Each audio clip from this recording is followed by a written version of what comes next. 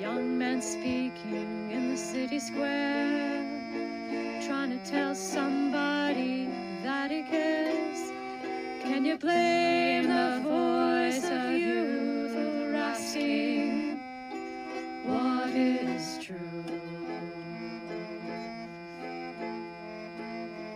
Yeah, the ones that you're calling wild are gonna be the leaders in a little while. When will the lonely voice of youth cry, what is true? This our world's waking to a newborn babe, and I solemnly swear it'll be their way. You better help that voice of youth find what is true. And the lonely voice of youth cries, what is true?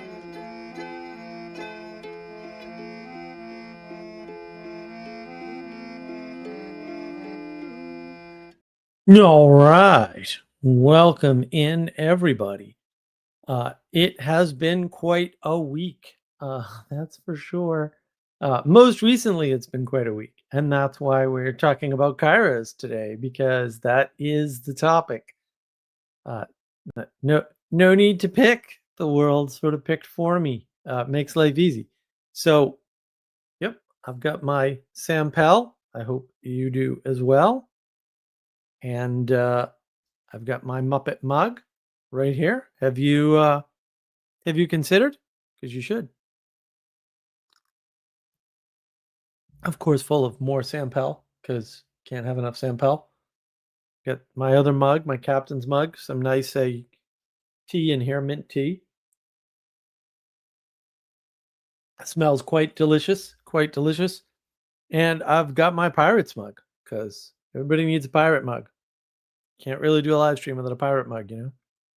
At least not a pirate live stream. Get my nice yerba mate in there to keep me awake. Hopefully. Yar, Ixnon. Yar. It's good to see you, sir. Yar indeed. What was I gonna do? Arg me hearties. Yeah, something like that. So yeah, it's good to have everybody here. Yeah, it's been such a week of revelation. In fact, left, right, and center. But let's see if you learn the right things, right? Because people are still confused as to what's going on and what actually happened, and yeah, I think when people say I don't know what happened or what actually happened, I don't think they're referring to the material facts. This might be one of the deep confusions everyone's having. It's not the material facts people don't understand. Those are pretty straightforward.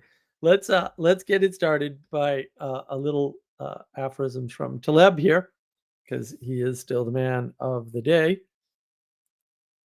This is called Preludes. If the person, the person you are most afraid to contradict is yourself. Right. I'll just add to that. Past or present self. Yeah, that makes it a little bit trickier, doesn't it? This is why it's very important. You're sort of like what you get stuck in. Because when you get stuck in something, it's hard to contradict yourself, right?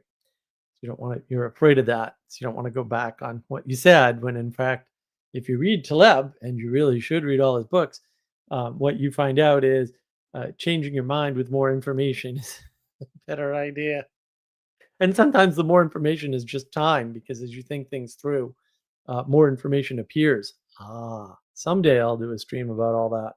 I do have a Substack article that's coming out about information in the internet in the Age of Gnosis, although it's slow going because writing is hard and things have been pretty busy here, unfortunately.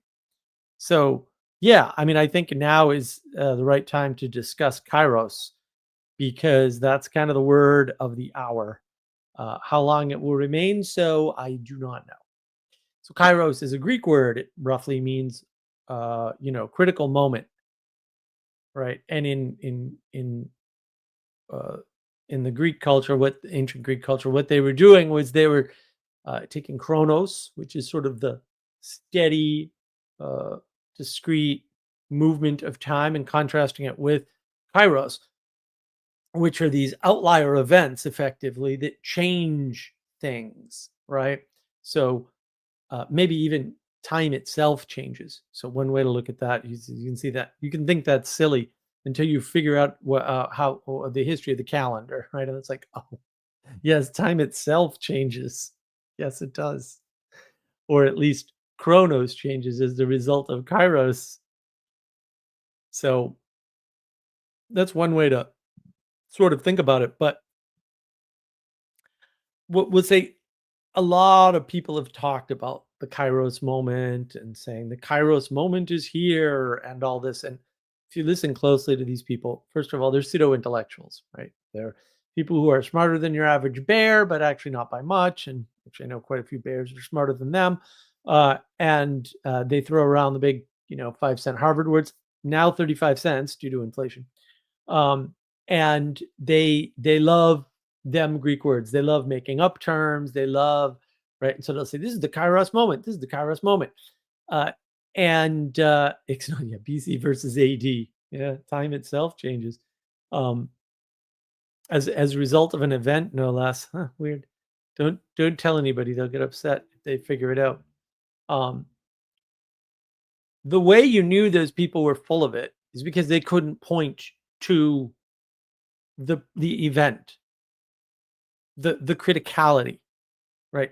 They were insisting that it was there through their propositions, but what it is very abstract. Are all second order abstractions, actually, if you can follow that, and maybe you can't, fair enough. But they're all second order abstractions that they were talking about, and so they could never make their case. So why can we make the case now? Like, how do I know for certain? Well, you kind of have to know how critical events, right? Turning points.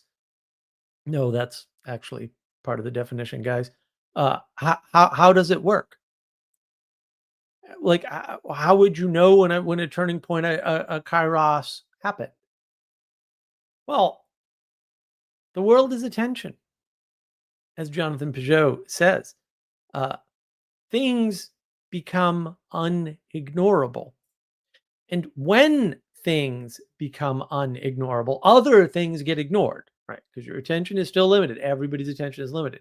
The attention of the mob is limited, right? You can always say, well, there's somebody paying attention to some obscure thing somewhere. Yeah, but it's only one person, probably. And in many cases, it is only one person. That's a hint. That's the first problem, right?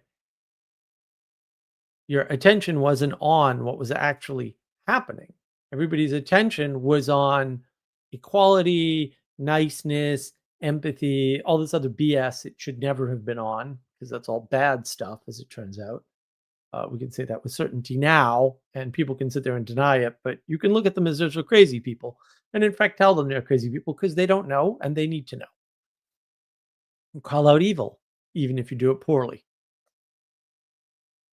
And so because attention is limited, but it has been shifted, that is what makes it the moment, right? So the easiest way to understand these sort of events, these moments that everything changes, is when enough events happen, we'll say, come together in time and in relationship simultaneously. Two things, not one thing, right? And those two things form a third thing that is higher than the sum of the two things, right? So the narrative has shifted away from let's all just try to get along to, oh, hell no. Right. That's what's shifted. And how did things come together? Like, what caused this shift? Because after all, if you take any of the isolated events of the past, I think it's only 4 or 5 days, but we'll just go with a week. Any of those isolated events, this isn't news. It's not new, and it's not all that interesting, and all of it has been being ignored, completely ignored. And even in instances where you can say, well, it wasn't completely ignored. No, it really kind of was. Right. I mean, presidential candidate got shot at, and that really didn't get the news attention that it deserved in any place. Like, not even in the quote alternate media or citizen journalism or whatever nonsense you want to call it now. It didn't get the attention there either. Right. And this poor Iriana, or however you pronounce her name, the girl on the bus that that was a real precipitating factor, because it's the horror of the everyday event that turns out to be a murder, which you couldn't have known at the time. It's very hard to know if someone's bleeding out, just like it's very hard to know if someone's drowning. It's actually very hard. And so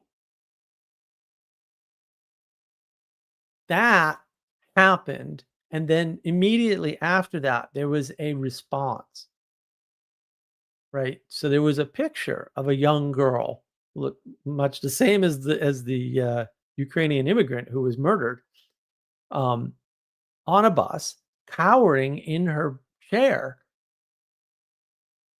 because there was a black guy in a red hoodie, just like the guy that murdered the Ukrainian refugee, cowering in her chair, right?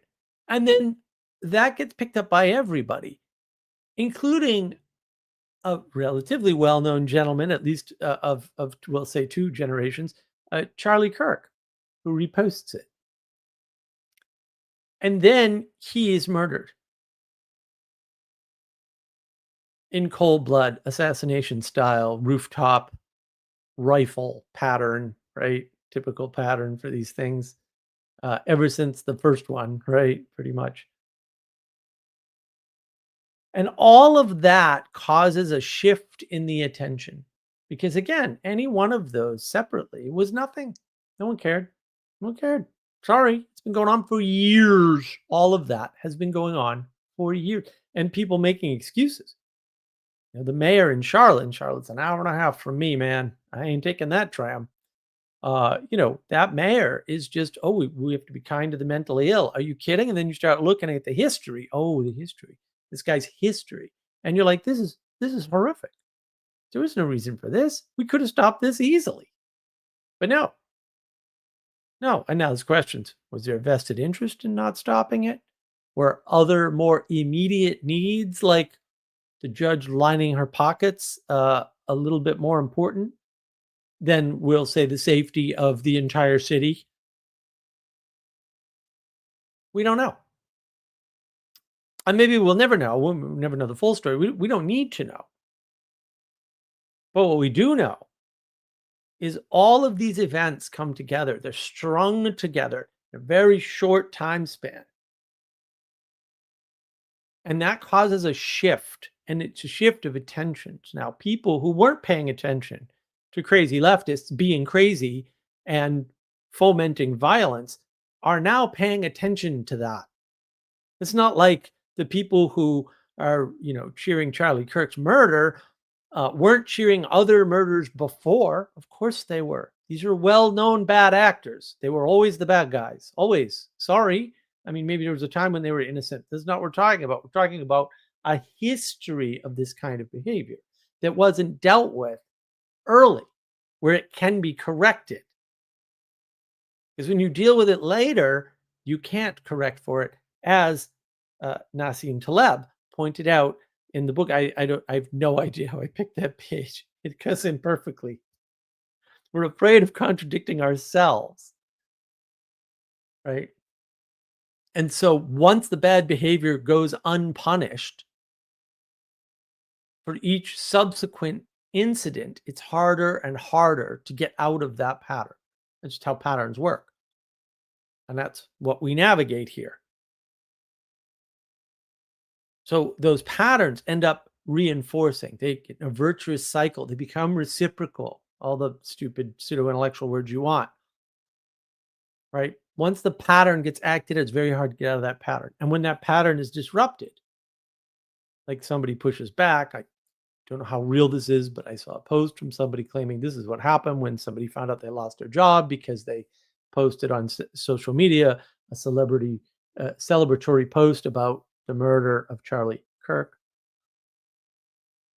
And I mean, I don't even know what that was. Like, it wasn't exactly a temper tantrum, but it was a lot of swearing and screaming and irrational, ridiculous behavior.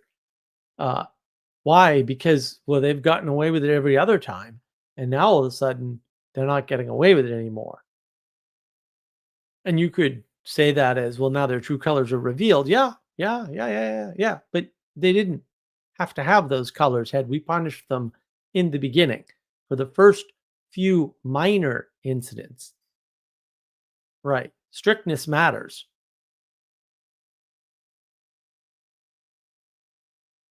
And the thing is, as signals get louder and clearer, they get more attention.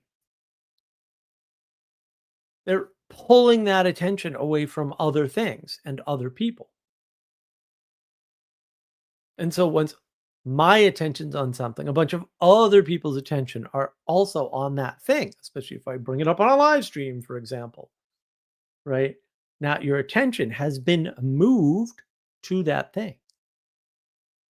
And that's how I know it's a Kairos, right? It's an event, a moment where a change has occurred.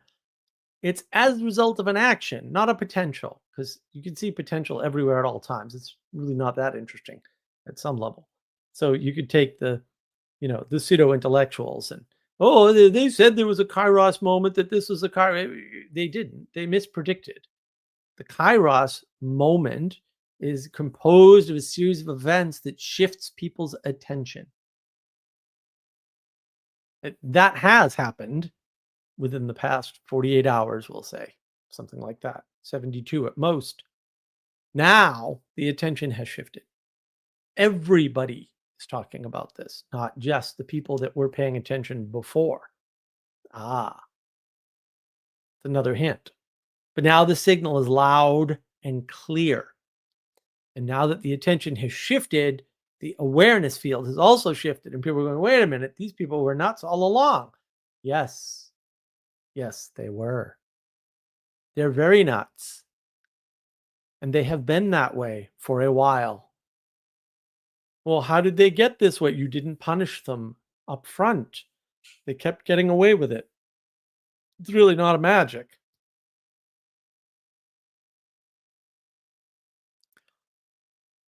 But we need to take away the right lessons from this moment, from this event, from the Kairos.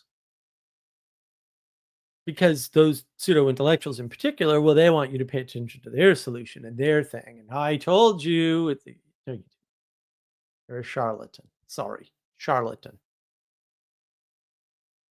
Right? Anybody can say, oh, Kairos moment, and wait for events to happen and an actual Kairos moment to come around and say, see, I told you so. In fact, I know that because almost everyone has been doing that for the past 5 years over another event that did not cause this whole Kairos. The fake news virus scamdemic didn't cause that. There was a shift, right? But it didn't have the effect of making people realize, oh, there's a whole group of people that vote the same way that are bad. Huh, weird.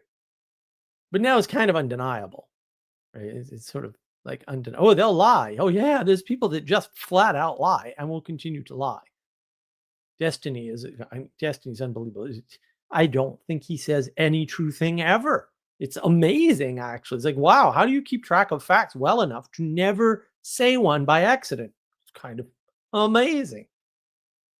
And it's the whole trick, right? Because once you're in the logic, reason, rationality, you use bad facts, you get bad logic, reason, rationality. But the logic, reason, rationality is not wrong. It's just you lied. Oh, logic, reason, rationality doesn't fix that. No, it doesn't. But now the attention's been pulled because the stakes are high. Right. Because a guy who just went places and had conversation in the halls of the priests of the pseudo-intellectuals, in fact, college campuses. Murdered for talking. Oh, all the big mouth, loud pseudo intellectuals who like to talk a lot and do very little, if anything at all, are now scared. Oh, I wonder why. Yeah, maybe they should be. Yeah. Oh, there's real stakes. There's real skin in the game here now. Oh, yeah. Yeah. As in your actual skin. You should be careful what you encourage and discourage. You should be really careful because a man of action beats a man of words every single time. It's not even close. There's no like second place in this race. Two people are just playing different games. And the thing is, what we've learned is speech cannot fight evil. Can't do it. All the clever, educated people will be horrified. I just outlined the reasons. I don't blame them. Also, they're not smart. Like anybody who's horrified by this and didn't see it coming all along is not a bright person. They may be very smart, they may have a high IQ, but they're not actually smart because this was bound to happen. It's happened before, in fact. If you studied a little bit of history, you'd have known that. But yeah, you're too busy bloviating. Blah, blah, blah, blah, blah, blah, blah. Kairos moment. Raw. Yeah, you should be afraid. You should be afraid. That is correct. And all the psyops have already started, right? There's the people claiming, "Oh, I told you about the Kairos moment." Rah. And then there's the people saying this new term called political violence. Okay. Violence is violence, and you don't need a modifier on the violence. There's no such thing as political violence. That's an impossible condition. Okay. The thing that differentiates political violence from any other type of violence is called absolutely nothing at all, you lunatic. Why don't you stop abusing the English language and make some sense when you speak?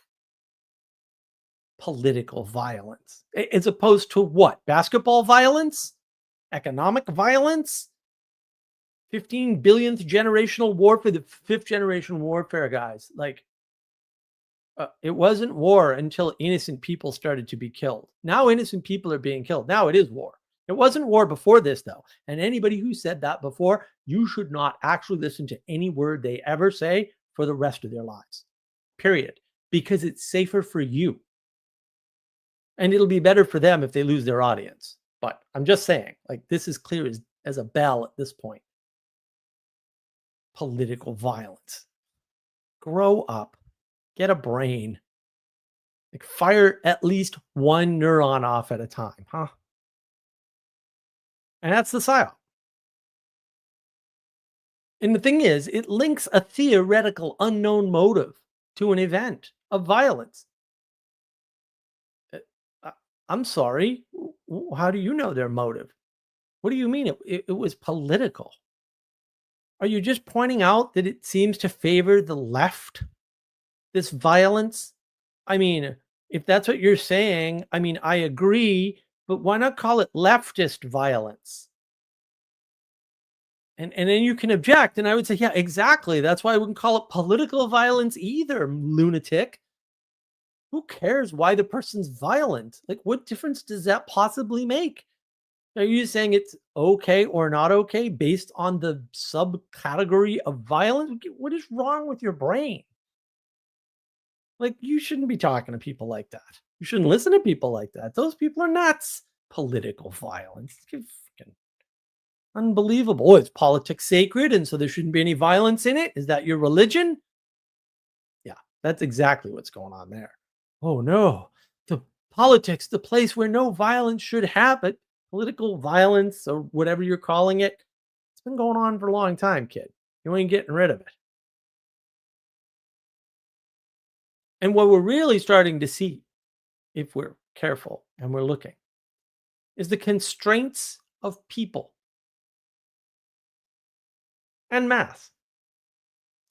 Some people can't tell the truth from a lie.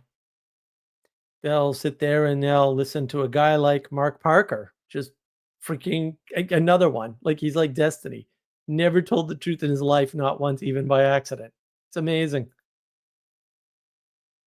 Oh, well, these people are being attacked and slammed on the pavement, and I've seen videos, and this is in my neighborhood. And I get, if it's in your neighborhood, why are you seeing videos of it? Oh, because you're lying. Oh, do you see how easy that is? It's really easy. I'm watching videos. Oh, well, videos are real reliable with AI in particular. Yeah, videos are excellently reliable. People get slammed on the pavement all the time. Oh, it's ICE agents. Oh no, they're hiring bounty hunters.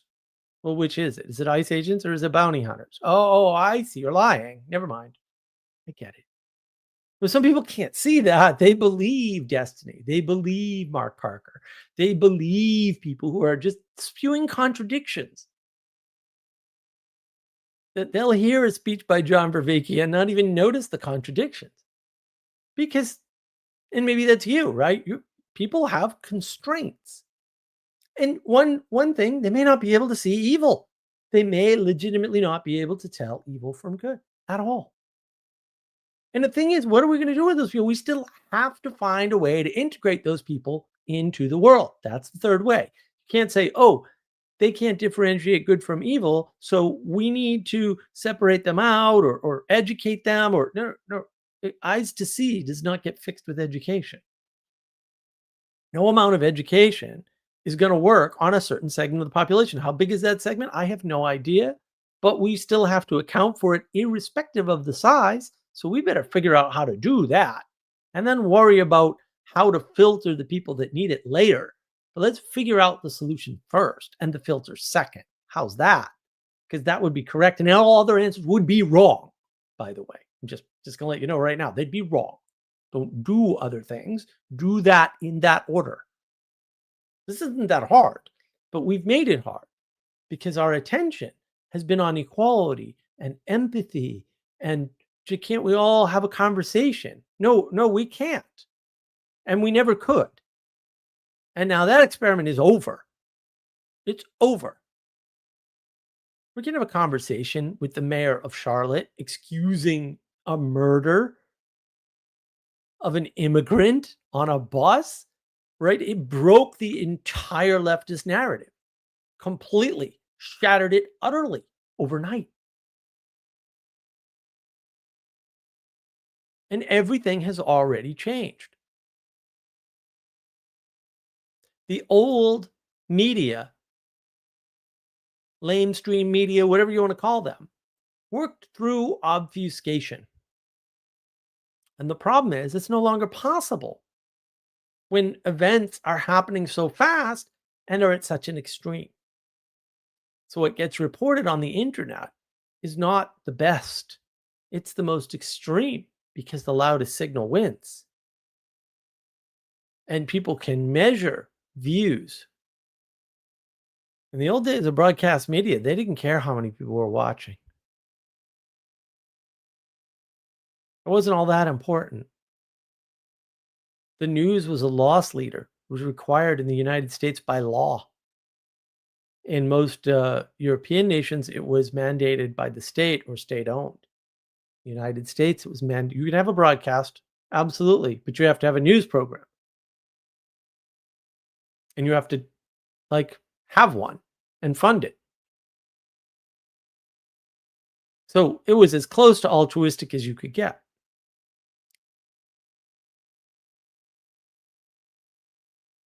And that's the problem. Now the obfuscation is worse because we have an obfuscation by a flood of extreme events. Which ones do we pay attention to? Because you can always look at pictures of somebody slamming somebody else on the pavement and then say, aha, that's a bounty hunter for ICE, even though it's 12 years old and it's not an immigrant, right? All day long. Or you can watch the woman cowering on the bus after the murder of somebody in very similar circumstances. It's up to you. Do you see the problem? And it's not like I'm a no on obfuscation. You need to obfuscate things from people who can't handle them. I just think that people overestimate what other people that they've never met can handle and how many of those people there are. The only thing I have bad predictions forever is how stupid people are and how many stupid people there are. Those are the two things every time I think I've got a handle on that, I'm totally off.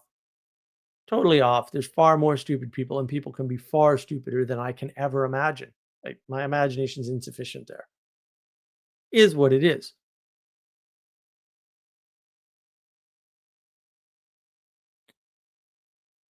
There's a bunch of things to notice here in this Kairos, in this event, this shifting of attention that most people will not notice. Conversation doesn't work.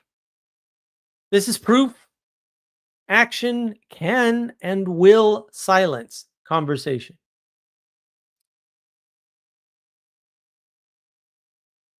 Right? It can and it will. And the thing is, failing to keep down the conversation, failing to manage the conversation creates this problem. You don't manage the conversation. You radicalize the people who are most easily radicalized. Now, that's almost exclusively, but not entirely, on the left. Probably because they don't have boundaries. And the more you try to rope them in, the further left they go. And that's the problem. Conversation doesn't work. It doesn't convince people. And you can say, well, it works on some people. Yeah, it works on intellectuals and pseudo intellectuals, but not very well, even there. And what effect does it have? Because the schools are infected with leftism and crazy people saying crazy things. So they're conversing in a crazy way. What else should we be noticing? Being nice doesn't work. Sorry. Being nice to people will not force them to be nice to you somehow. It won't even influence them to be nice to you. Right? Because some small number of people, and it only takes a small number, this is where everybody gets confused, right? They think democracy rules the day, and democracy, roughly speaking, is 51% win. But actually, the world is very asymmetrical. And it takes a very small number of people to tip things over. And if you're nice to people and they take advantage, they're going to win and you're going to lose.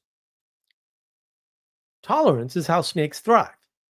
Anywhere you have an abundance of tolerance, an abundance of conversation, an abundance of winsomeness, let's just work this out, you have more snakes. Well, where else could they be? They can't be in the environments by definition that go, you know what? I think you might be a snake. Get out. Well, those places have no snakes. Weird. So if you're open to everybody, you're going to get the snakes. Of course. Like, I was like, it should be obvious, but no one's learned this lesson. It's an old lesson for the internet too. I mean, internet communities have been struggling with this problem since the 80s. Online communities have had this problem all along. This isn't new at all. It's decades old, and it's not different from in-person communities. And the real problem is when somebody's in and they've been there and they have a life event, a Kairos of moment for themselves, and they turn evil for whatever reason. That happens too. People don't stay the same throughout their lives. What other takeaways? What other takeaways can we have? Trying to include the margin into the center causes confusion, frustration, and violence because it's a flood and everyone's in chaos.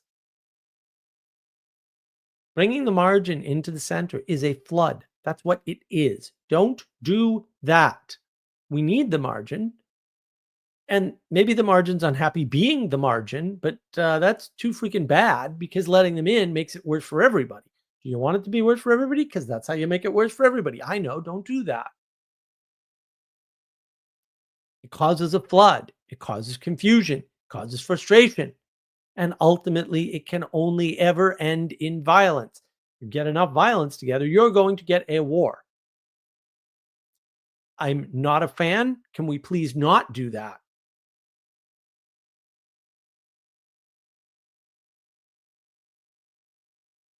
Being open means you cannot gather things together.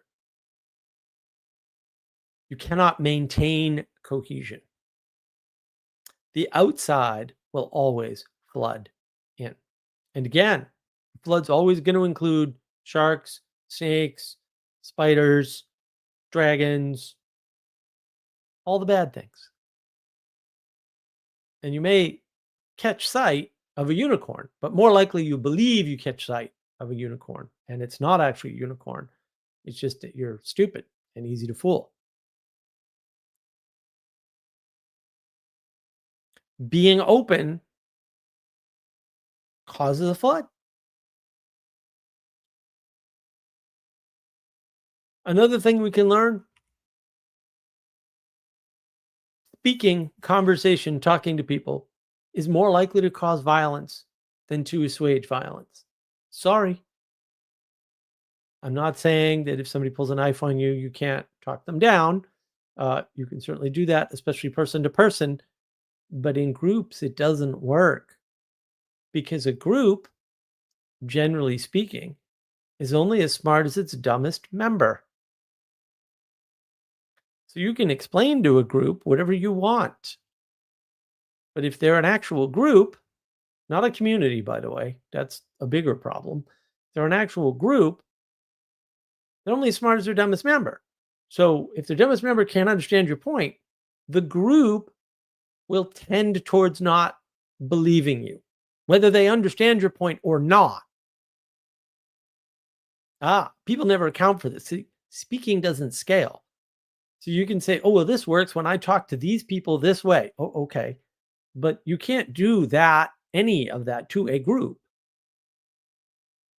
And a group is bigger than you. So I suggest you pay better attention to what fixes groups, and it's not conversation, because that's where the action is, because it's groups that cause the violence. Have you noticed groups of people being violent, advocating violence, cheering violence? Oh, weird, huh? It's almost like I'm prophetic in reverse because hindsight's 2020. Although, to be fair, I've been saying this for years. So then again, I've been on the internet a very long time. You notice things in the sped up evolutionary ecology of the internet and internet communities. Another thing to note, agreement about things you cannot affect is moral junk food. Don't tell Sally Jo I said that. She'll get all upset I stole it from her.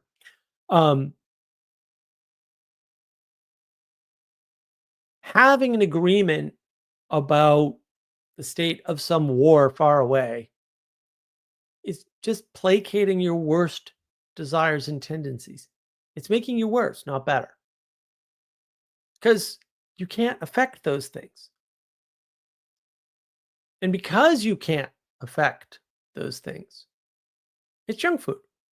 It makes you feel good ethically to come to a conclusion about who's right, Israel or Palestine, Ukraine or Russia, the Hutus or the Tutsis. I mean, on and on and on. There's all these freaking wars. You know, did the students in Nepal really overthrow the government? Of course not. Students can't overthrow governments. Don't be silly.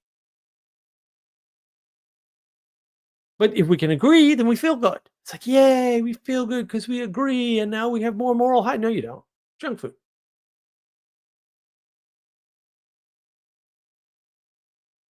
And now you'll hear the talk, especially from the pseudo-intellectuals who like to rearrange matter because they're materialists to fix a problem. But ultimately, and I came up with this today, thank you, brain, you cannot change the morality of man by changing the structure of material. That's the great failure of science as such and the scientific project. Ultimately, because all problems are effectively problems of virtues and values and conflict thereof, either between different sets or even just between the different virtues, because they do conflict. Do I feed my family or do I help the homeless? Yeah, some people struggle with that. I don't, but some people do. You can't change society or the structures of the government and expect that to fix the morality. Now, that's not to say that morality doesn't get fixed when things change, of course, but the question is what is actually changing it? What causes the stock market to go up when they have bad consumer inflation numbers? Mysterious indeed, although not if you know the stock market well enough. Um, this idea that the problem is in the structures, this is all Rousseau. Oh, we just need better structures that facilitate. No, no, that's Rousseau. What you're saying is if we change society, we'll change the nature of man, and that's not going to happen. What we need is a society that can integrate all the natures that all the men, notice the change in language, right, have. Well, that's a change in scale too. You still have to account for the serial killers. You just don't have to treat them equally because if you did that, you'd have a problem. See why equality doesn't, it's not that hard. It takes 2 seconds to figure out why equality doesn't work. Don't know why people are struggling with that. Another thing to note, delusion has been here, it's been a factor all along. The people who seem delusional now for whatever new reason that you found were always delusional. The illusion of rationality was just that. It was an illusion and nothing more. Those people weren't rational. They did not have a point. They were usually just making stuff up or pointing at an extremely rare exception and saying, and therefore. Exceptions work great when applied within the scientific framework, right? Because exceptions tell you that the hypothesis is incorrect. That's what science does. It tells you what's wrong, not what's right. Science can't tell you what's right, can't tell you truth. It can tell you what's wrong and infer what's right. But that's very different from being able to make a claim about what is correct. Is it dark matter or is it modified Newtonian dynamics? It's a good question. Science can't answer that. I wonder why. It can rule out all the things or most of the things that aren't that, because I think there's another major theory there, but I don't remember what it is. I'm not a physicist. I was never going to be a physicist. I don't like physics that much.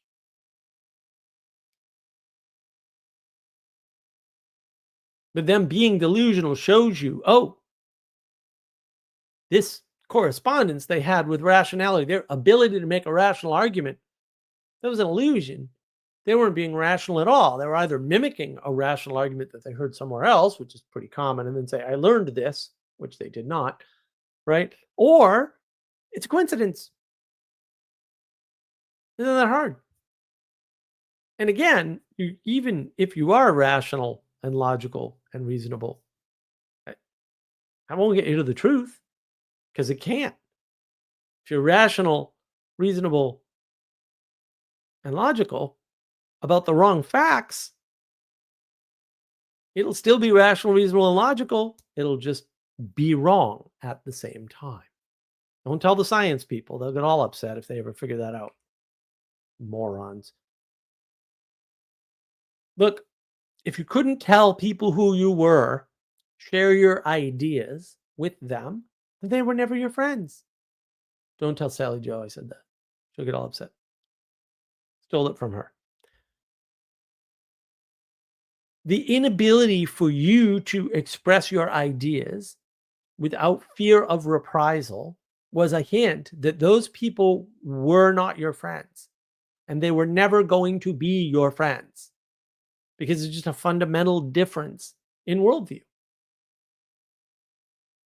And the solution isn't universalize the worldview because not everybody can have the worldview that I have. First of all, my worldview is huge. It accounts for all kinds of crazy things that people have continued to tell me are unaccountable. I continue to make perfect predictions in those spaces and they continue to be weirded out by it. And decades on, ask me, like, how did you know that? And then I point out to them how I knew that. And they go, well, that doesn't prove anything. And I'm like, well, apparently it does. It allows for perfect prediction. Might be a hint, but hey, if you don't want to take the hint, I can't help you. They can't see patterns, and I can. So, but that means my worldview cannot be given to you if you can't see patterns. It won't work. So, they were never your friends. They were never going to be your friends. And that's the thing. It's the next thing you have to notice is some people you cannot integrate. They cannot be your friends. They cannot be in polite society. They're too fragile, or too stupid, or too incompetent, or too immature. See my previous video on maturity. In fact, these people may not be able to be friends with anyone. There are people like that in the world. And the lesson here is to be kind to them and account for this fact. Not to pick sides, not to say, oh, well, they're on the left and I'm on the right. First of all, there aren't just two sides. Anybody who says that is a dualist and is stuck in binary thinking. Binary thinking and dualism go together somehow. Dual, two, binary. I don't know. It's a mystery.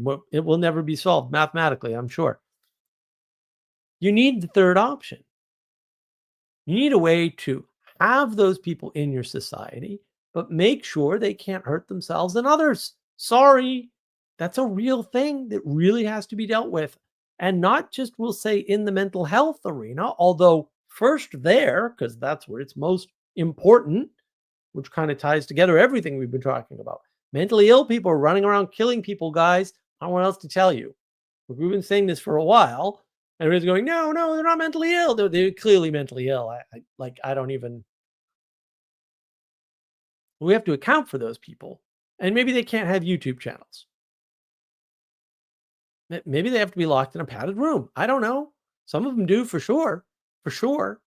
That's why they had padded rooms. For years, decades and decades and decades. That's not in the 1950s, they started to, no.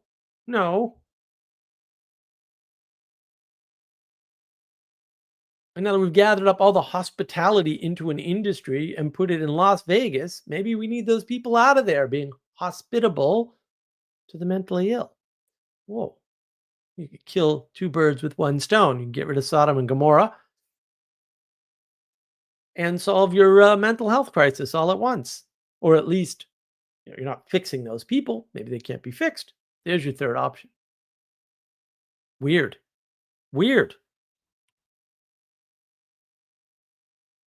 And hopefully we've learned from this Kairos, from this event, from this moment, that just because people listen to you speak doesn't mean they get the same message. Positivity doesn't make better people all by itself. You can send out a positive, happy message all day long and someone can shoot you. It's happening. It's been happening. It's always happened, actually, historically.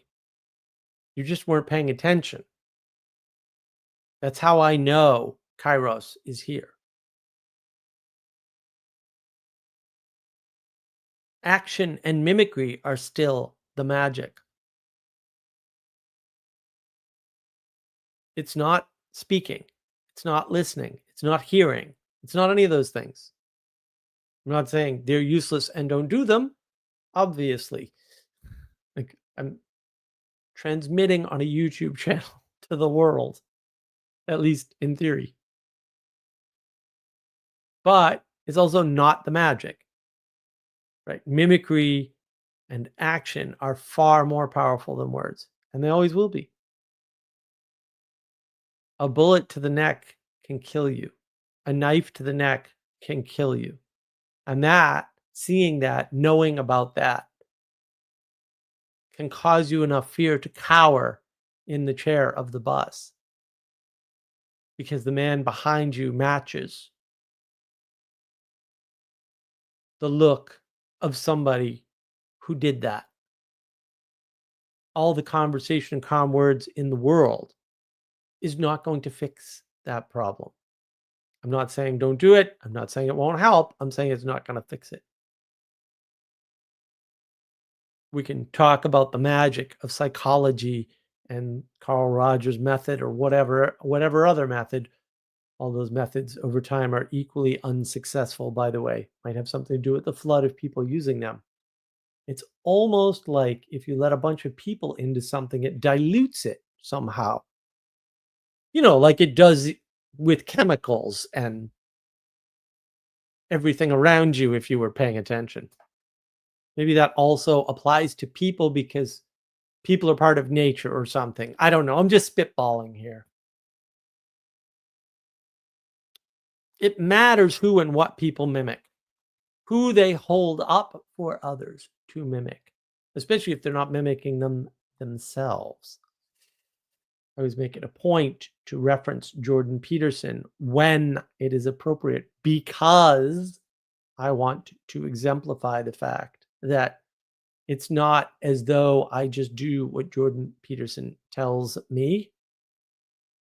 Not that we'll say any of his 12 rules or 12 more rules even were unknown to me before he wrote them down, because by and large they were not. But it's important to know I'm doing this too. And that's why I think you should listen to Peterson on certain things like 12 rules for life and Beyond Order, 12 more rules for life. His other book is garbage. Don't read that. Exemplification. I couldn't finish reading. I started and I couldn't. And what references are these people using? Or lack thereof. Oh, I saw a video on TikTok. It's definitely a bounty hunter working for ICE. Yeah, TikTok is definitely the place that's going to give you all that information. And thanks for pointing me to the link to the video so I could check it out myself. And how do you referencing that clown Krugman, who used to write for the New York Times? I don't think he still does. Used to write editorials all the time. What a snake! I mean, right out of the Ayn Rand novel, the bad guy, right out of Atlas Shrugged. Like he was definitely the bad guy out of Atlas Shrugged. I'm like, this is unbelievable. I'm sure he's trolling everybody. This is great. Also evil, so I'm still a no on evil. In case anybody asks, it's still a no.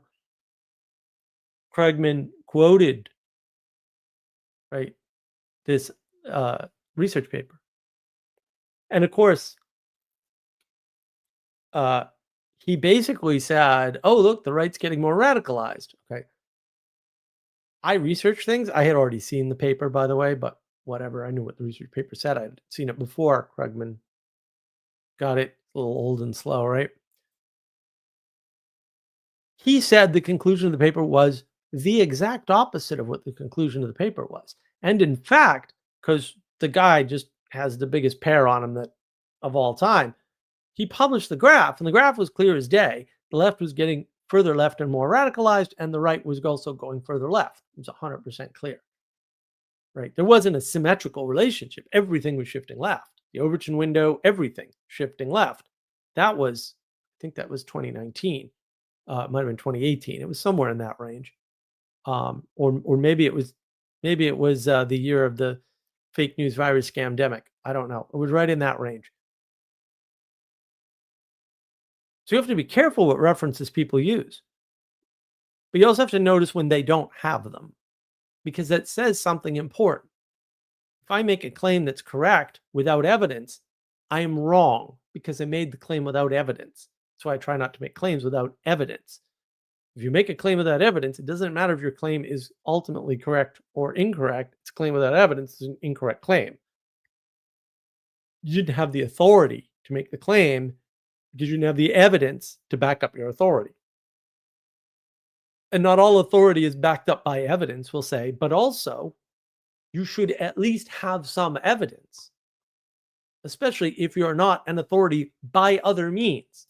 You can claim authority by claiming evidence, but you can't claim authority without any evidence or any other authority.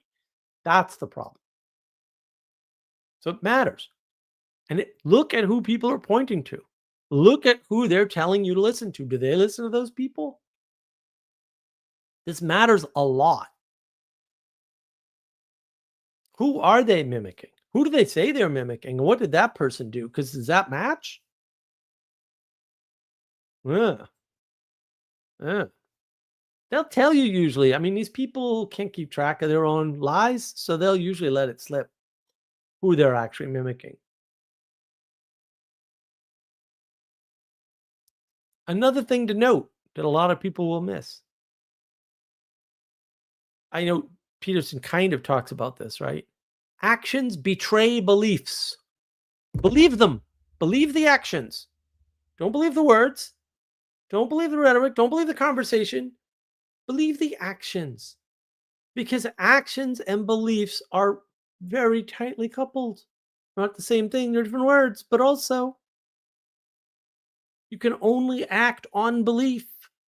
You don't act on anything else. You can act speculatively, but you have to believe to act. If somebody acts like a nutcase, believe that they're a nutcase. If somebody says something vile, believe that they're vile. It's not that hard. Do not excuse bad behavior with, oh, there's weird or different or uninformed or they haven't thought it through. Yeah, maybe they can't think it through. Maybe they can't be informed. Maybe they were born weird and they will never not be weird. I don't know. Why can't we deal with what's in front of us instead of your fantasy future projection of the ideal world that could be? Because we got problems now. One problem's in the future, but you're going to make future problems that don't need to exist if you ignore the now.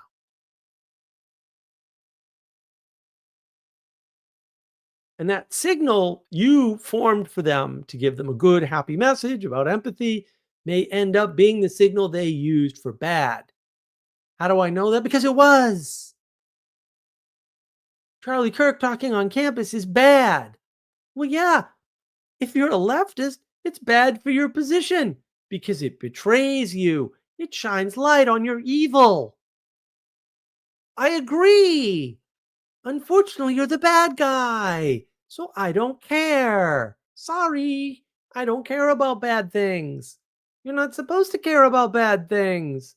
Why is this confusing to people?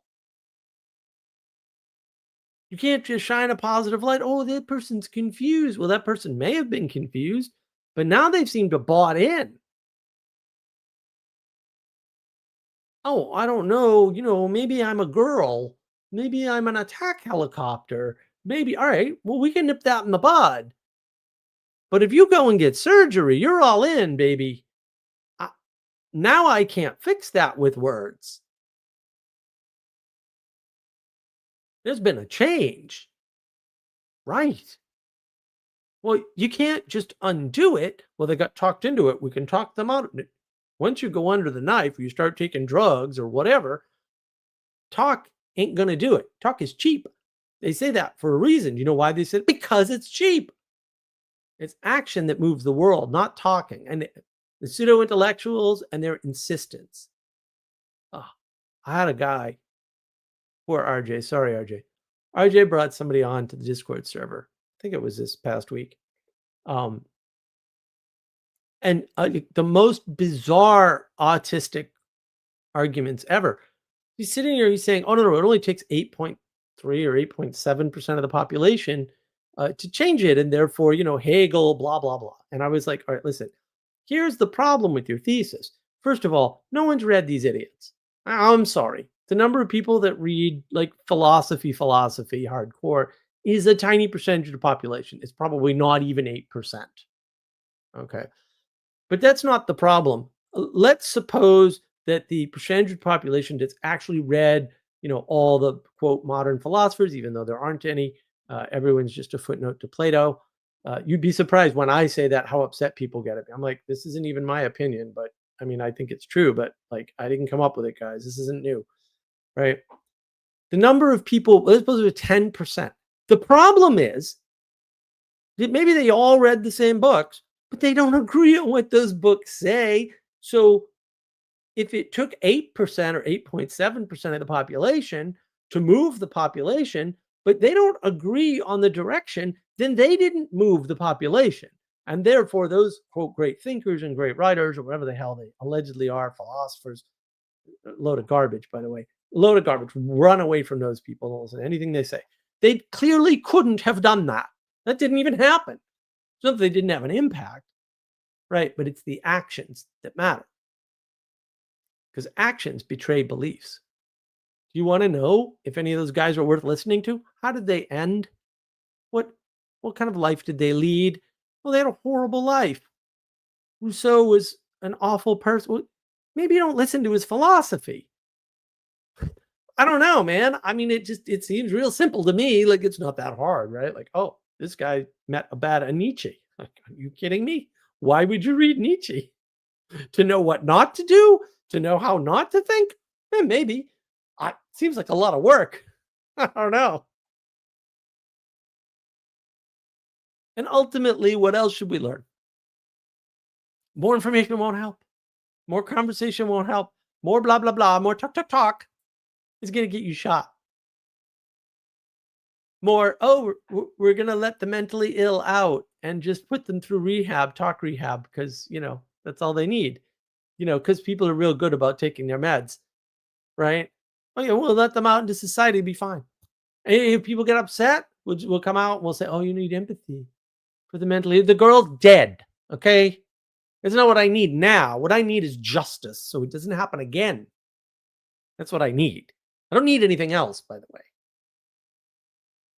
Right? Who are they supporting? And why are they supporting these people? Maybe they're not bad people for trying to get empathy for the mentally ill. Maybe also they can never be elected to any kind of office of any kind or in any bureaucracy. Maybe that's also true. How's that? Because I'm happy with that. That's the third way. Right? We don't have to get rid of them or anything. Or just send them to gulag, re-education camps. Right? We can just make sure that they stay low in the hierarchy so they're not infecting other people with idiotic ideas and concepts that clearly result in murder. How's that? Clearly result in murder. Maybe these people shouldn't ever be electable or put in charge of anything bureaucratically. So they can still have their stupid ideas in their own house, on their own time, with whoever will try to be friends with them. And it won't be me, by the way. That's fine. It's a great solution. Make hierarchy great again. And it's not just that more information won't help, because it absolutely will not in most cases. Past a certain point, and you better figure out what that point is, it definitely won't help, because it cognitively overloads people and puts them into their emotional state, which reveals their true selves. Why do we have to shoot Charlie Kirk? Because the more we talk, the more overloaded we get. And now things are being revealed that we don't want revealed. And now someone's got to die. Oh, yeah, I agree. Like, that's definitely part of what happened. Yes, he's shining light on our evil. We need to get rid of him. Like, yeah, kind of. Like, I mean, if you're a bad guy, that is true. Also, you're the bad guy. The person we need to get rid of, or at least constrain in society, is you. And now that that's happening, people are finally getting fired who should have been fired like 10 years ago in some cases. I saw a couple of people like, we knew this 10 years ago. You should have fired them 10 years ago. Now they've been infecting people in your fucking college for 10 years. Good job. Thanks. Fantastic. That's how I know the moment is here. That's how I know the turning point has happened. Now, do I like the quote symbolic? That's not symbolism, guys. I hate to break it to you. The fact that people reveal things up front when they start them is not symbolism, right? You could maybe say it's prophecy, right? But there's self-fulfilling prophecy. It's probably self-fulfilling prophecy. You tried to create a situation and you got what you tried to create. Now, did it manifest the way you expected? I don't think it would. You're not that smart. It's okay. No one else is either. For the most part, I wouldn't worry about it. Also, turning point. Yeah, you got your freaking turning point. I hope the price was worth it, because I don't think it was. But hey, that's just me. All right. I'm going to read some comments here in a minute. I saw there were a few. All right, let's catch up on these comments. I did like this BC versus AD. Don't tell anybody. They got very. I remember when that whole all thing came up and they tried to rename AD and what a mess. We are men of action. Lies do not become us. Wesley and the Princess Bride. One of the greatest movies of all time. It's not. Political violence should be senators in boxing matches. I stand corrected, sir. You're right. We can redeem this terminology after all. Although I don't know if Senate's where I want it. I think the Congress would be better. I mean, the House, or all of Congress. Ixnon, low barrier to entry, low barrier to expulsion. Yeah, I mean, there's various rules you can implement to sort of fix this problem. That's for sure.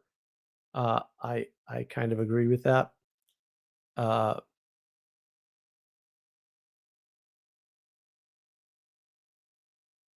Yeah, there's other ways to do it. I mean, high barrier to entry solves all problems. Sally Joe, the idea that I've been upset is propaganda. It is. Anyone else seeing goofiness with the chat? I don't know. Was there goofiness with the chat? I have no idea. It could be. It could be being disrupted.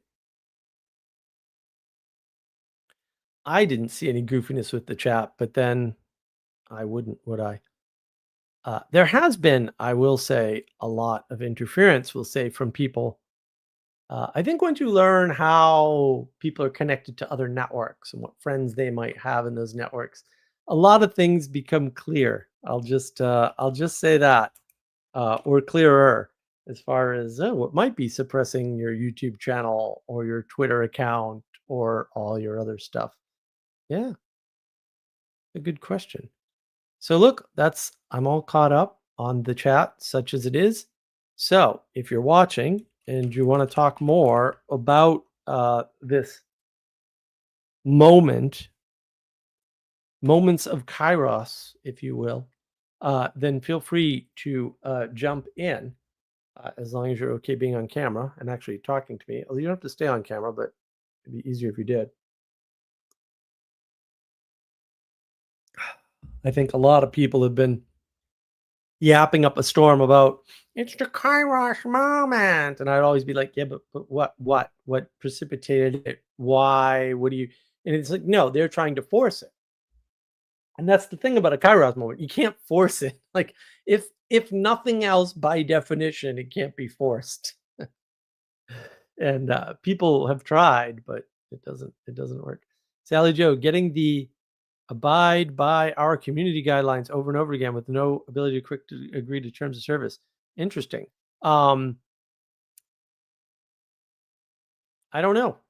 I didn't get anything like that in the chat. So that sounds like someone's coming after the channel, which surprises me not at all, especially given everything that's going on. We'll say within the little world, because, well, a lot of stuff is going on. Definitely need my yerba mate, because yeah, I don't know. That didn't come up here. I doubt anybody could have put that up. I suppose, Sally, that yes, YouTube might be angry with you for deleting the app for a week. No, I'm sure it's just the standard attacks we've been getting. Whoever it is, too, they've got a hook into Rumble, so you can't win. You think you're getting around a problem? No. You think because the structure of YouTube and the structure of Rumble are different, that somehow Rumble is better? No. Rumble is subject to the same problems as YouTube, especially with respect to things like censorship. And that's definitely going on both platforms. I mean, I can measure it. This is actually my field. You know quite a bit about algorithms and how to manipulate them and such not. And yeah, if you know anybody at Rumble or at YouTube, Let them know to look into my channels and fix them, please, because I know they're like I already caught YouTube admitting, oh yeah, this is broken. I'm like, well, yeah, that means someone broke it, guys. It's an automated system. I'm pretty good with the computer thing, so maybe you should look into who did that and maybe fix the whole account and not just part of it. Ixnon, deleting YouTube is probably against YouTube guidelines. Oh no. Not the terms of service, Ixnon. Don't get on to Sally about the terms of service. She'll get all upset. Yeah. Yeah, a lot of things are changing very fast. A lot of people are realizing things like, hey, wait, Rumble didn't live up to its promises either. No, of course not. It's full of the same infection that YouTube is. Right. Ideological infections don't care what structures you build. I hate to break it to you. Ideology infects everybody that it touches and therefore corrupts those people so that they corrupt whatever systems you build. It doesn't matter what system you build. It actually doesn't matter. Sally Joe, if it was problem free, it could be afternoon drive navigating patterns instead of privateer and let's take the boat to international waters navigating. That is true, Sally. That is true. But no, the fact of the matter is we are in hostile territory pretty much all the time.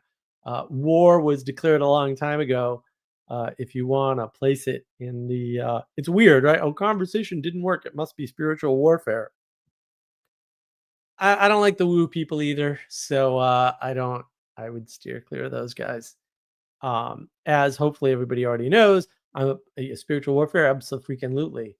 But let's go one step at a time and figure out what's actually happening first, and then figure out what the spiritual warfare is and how bad it is, because that's not going well, and it's far more horrific than you can imagine. I know this because you're not screaming, and I'm not exaggerating. So, yeah, let's very carefully do what we can do, unless you like are in the spiritual warfare. And if you're a wizard, you're on the wrong side, by the way.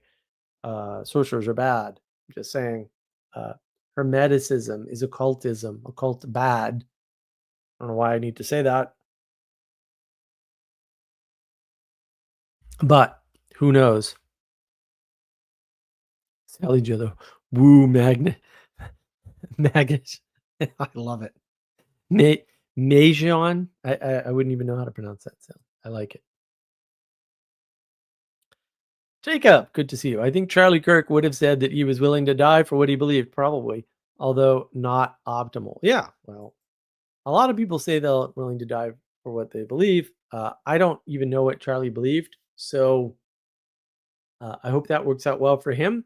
It's certainly going to change the landscape. Although, again, if the splitting is spiritual warfare folks versus the crazy people, they would not be great. That would really not be good, right? Or if the splitting is a bunch of people who claim like, oh well, according to the Bible, you have to correct all the people who claim to be believers, like that's not that would not be great.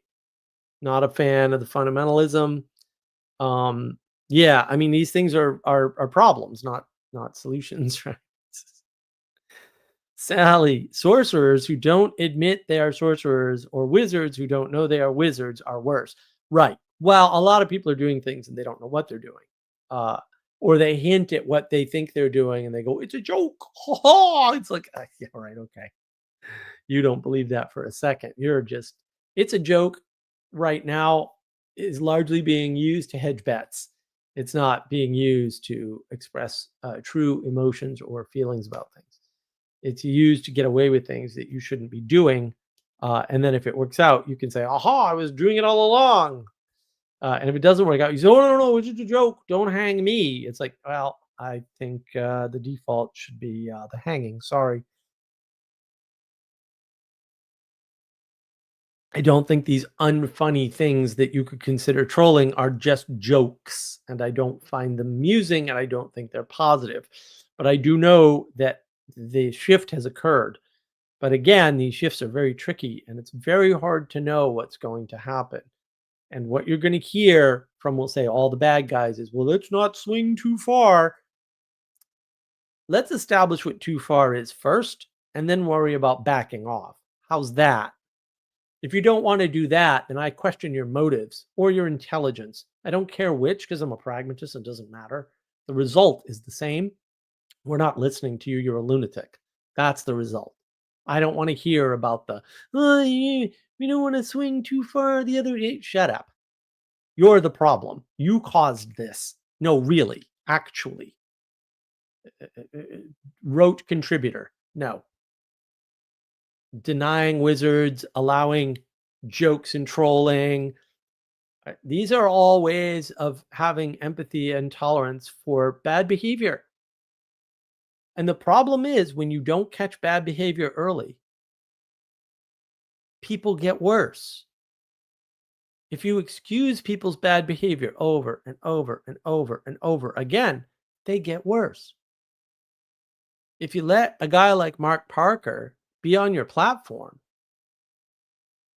or you let convicted criminals be on your platform, you got to be prepared. I mean, it might be fine, but also it's probably not going to be fine most of the time. I mean, Mark Parker just doublespeak, like unbelievable. First of all, every word a lie, unbelievable, like world record. The guy's world class, gold freaking medal for that. Unreal, completely unreal. And the contradictions within the same speaking moment, remarkable, remarkable. Well, why is anyone listening to this guy? I love it. Oh, we recorded this a month ago, but all the stuff happening, we couldn't release it until now. Are you kidding me? Well, that's cute. It's a cute way to propagandize. Also, I see what you're doing there. And you're admitting to it and at once dismissing it. That's clever.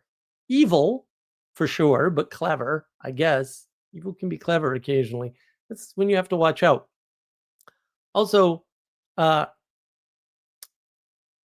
evil can be inadvertent, and it's still evil, and we still have to deal with it.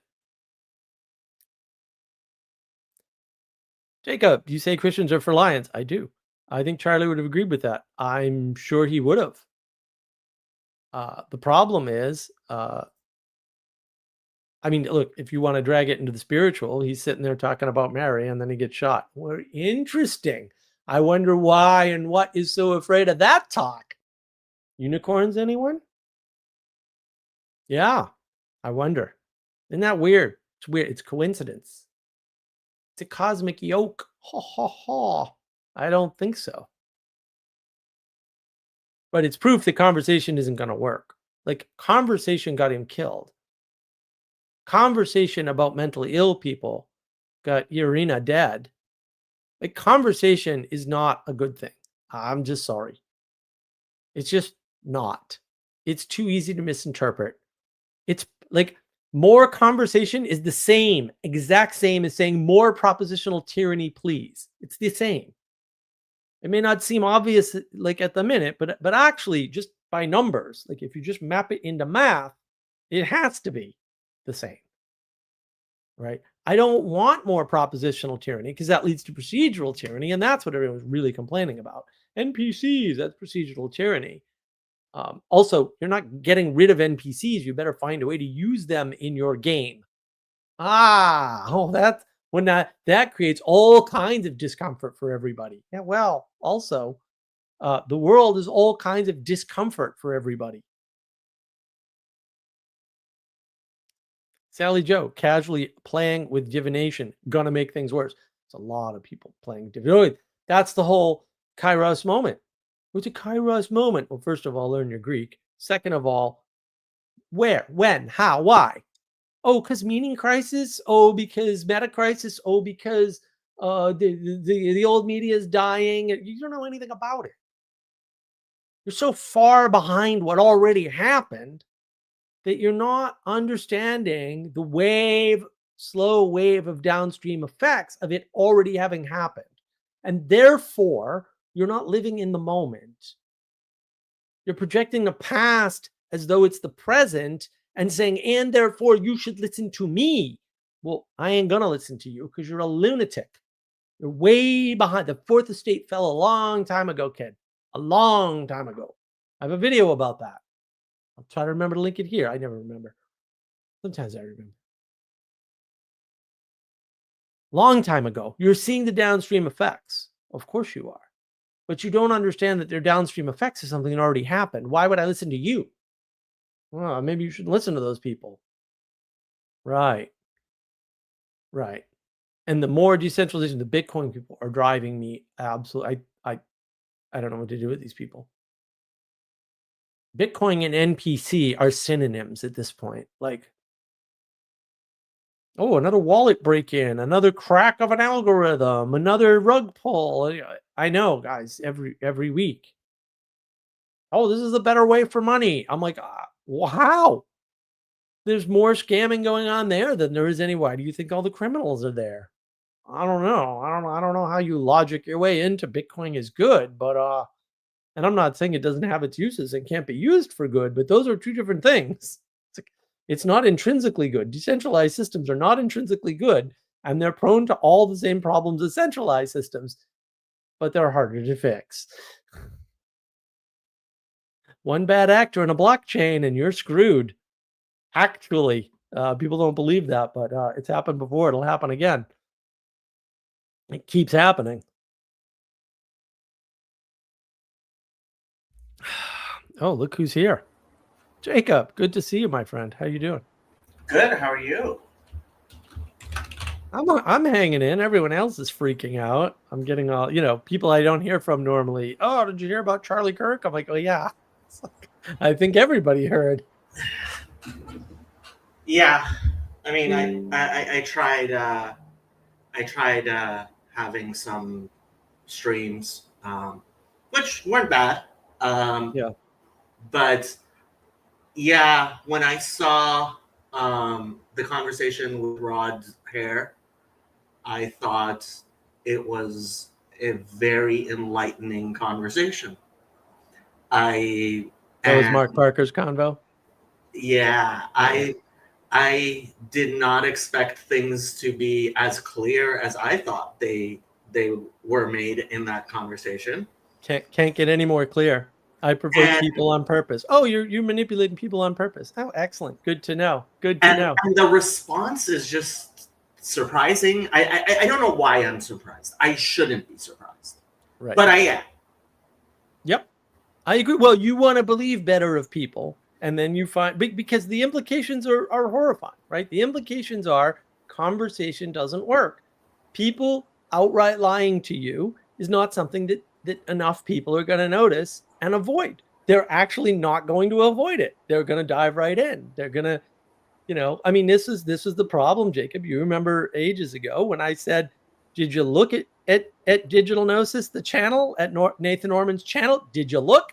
And to your perfect credit, you pulled it up, and I sort of insisted, no, just watch like 5 minutes of one video, 3 minutes, like just watch the opening. You were like, oh no, I can tell from the titles of the videos and the thumbnails that this is just anger and resentment porn. Really, we still haven't figured out that this is a bad influence, and because we don't understand influence, you can't just let the snakes in because they have influence, guys. And you don't know who they're going to influence. Once you're influenced, once you're in, you're in. Like, it's not like you can just talk people out of it. That's where the real problem comes in. You can't necessarily just talk people out once they've been influenced by a Sam Harris, right? They're not coming out easily. One thing, I mean, I keep on, and obviously you know this already, but I just feel like I have to say it again, is people tend to think, hey, I found this solution which worked for this problem. Now I am going to use that same solution for every other problem. And because it solved one problem, now it will solve every other problem. And it's like, how basic is the idea that the same solution doesn't work for every problem? Well, and there's a corollary to that. Yeah. This worked for me. It will work for you. It's like, no. We're different people. You went to AA, it helped you out of your problem. That's awesome. I'm happy for you. It doesn't work for everyone. First of all, none of those things work terribly well anyway, even if AA is twice as effective as all the other worse systems. It doesn't mean it's going to work. It doesn't work for most people. It's certainly not going to work for everybody. Yeah. But yeah. For the people who are on my channel, Mark's channel is called Mark. Excuse me, Mark of Wisdom Navigating Patterns, and I am going to put a link in the chat. And I highly recommend you come over and join the chat over here on Mark's channel and like and subscribe, and especially since I will be stopping the simulcast on my channel. So yeah, come over to here. Thank you, Jacob. Ixnon, the people who can't see are still not seeing. Yeah, I think the big revelation is the number of people who can't see certain things that you would think they could see, like contradiction or mental illness, or these people are violent. Like now they're starting to, oh wow, these people can't see that they're the bad guys. Oh no, they can't. They can't see that if you cheer the death of somebody who is just sitting in a chair having a conversation in a college, that you are the baddie. But you know what? You're actually at that point, like, safe to say you're the baddie. Sorry. Yeah. How have you been? I've been okay, up and down. It's just I have to get the HVAC system fixed because mice are eating into it, and that in and of itself has been an adventure. They're coming later this month because that's all I can get. But they're going to put that in, and hopefully a lot of these problems, especially with sleeping that I've been having, will go away because we won't have whatever's under my house coming into my house. It turns out that I have this company. It's literally a mile from the house, because I'm never hiring them again. And they never opened the furnace intake up to see what was there, and it was completely clogged with dust and insulation. And I was like, well, that's because it's behind the filter, because the filter's in the house. And there's no reason to think that that would ever get anything in it, right? Because there's really no opportunity for that. It's only 10 feet or whatever, maybe it's 6.5, 7 feet to the furnace. But no, it was clogged with all kinds of things because of the mouse infestation that we had. So I was like, yeah, but don't you live like near a lake and like I have a pond. Lots of life? The pond's 10 feet from the house. I'm on 12 acres. Most of it's swamp. Like, yeah, I mean, we're not getting rid of the mice. Sounds like a fecund area for all kinds of living things. They never opened up the furnace to check the intake. They're supposed to be servicing the furnace and the HVAC rather, and they've never done it. And I'm like, you moron, because they've been here a few times. I'm like, now I'm pissed. Now I'm angry. So I'm not hiring them again. The company that's coming to do the pipes, they're putting in hard metal pipes everywhere. It's a small house, so whatever. They're going to put in hard metal pipes, so the mice won't be an issue anymore. But like that, they are going to service my HVAC from now on, not these other guys. I am very, very surprised not that workmen didn't do something they were supposed to do. Like, yeah. They've been here. They hosed down the outside. I just didn't realize, oh, you need to open up these panels. It's a bit of a pain. You need to open up these panels and check this stuff. Right? I was like, oh, well, they've been here. They're supposed to fully service the whole thing, right? And they never did. And I was like, it's a lot of money to spend to have somebody come out and put a hose on something.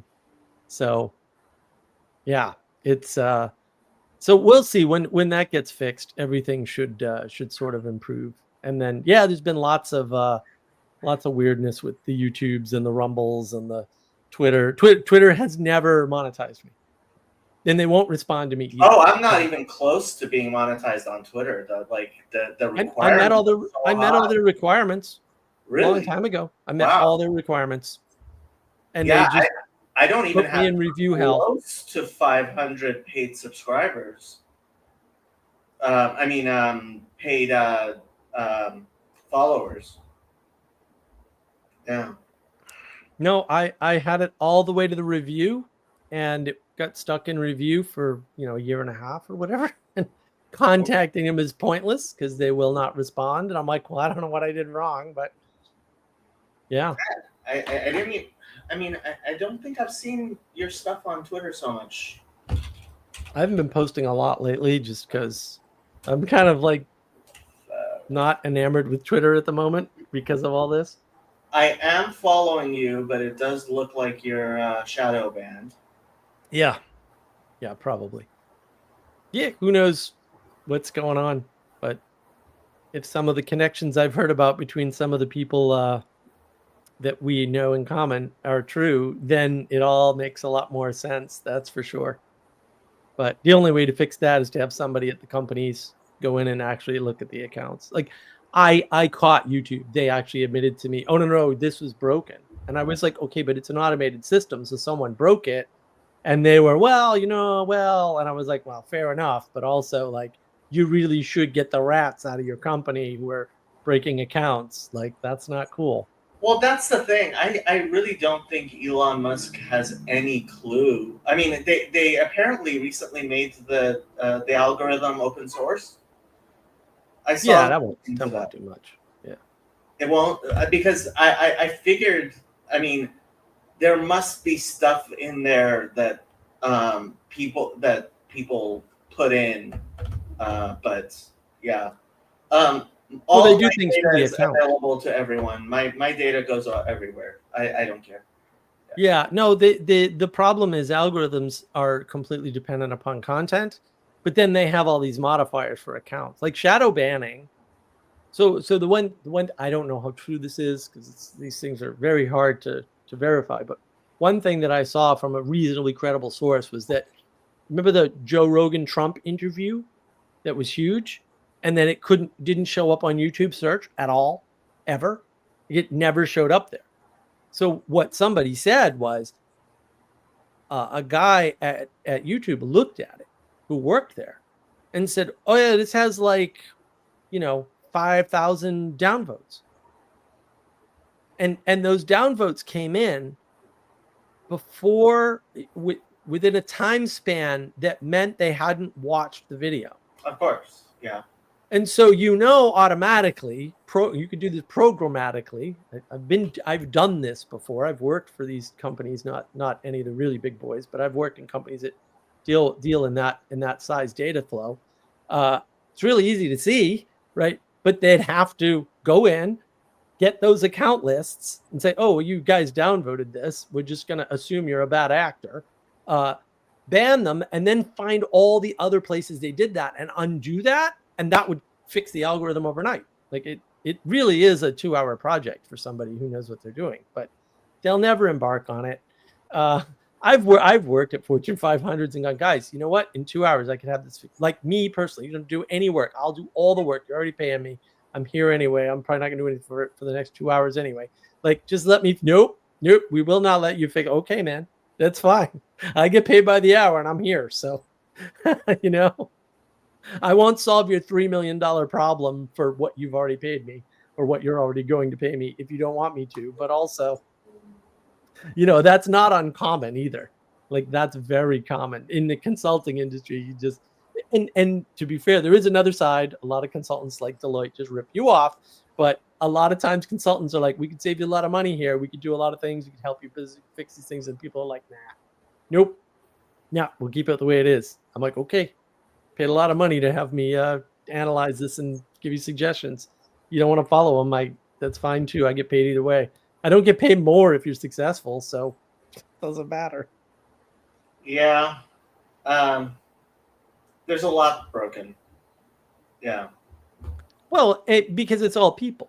And it's usually, it didn't used to be a problem because we had competent people who were mature in places.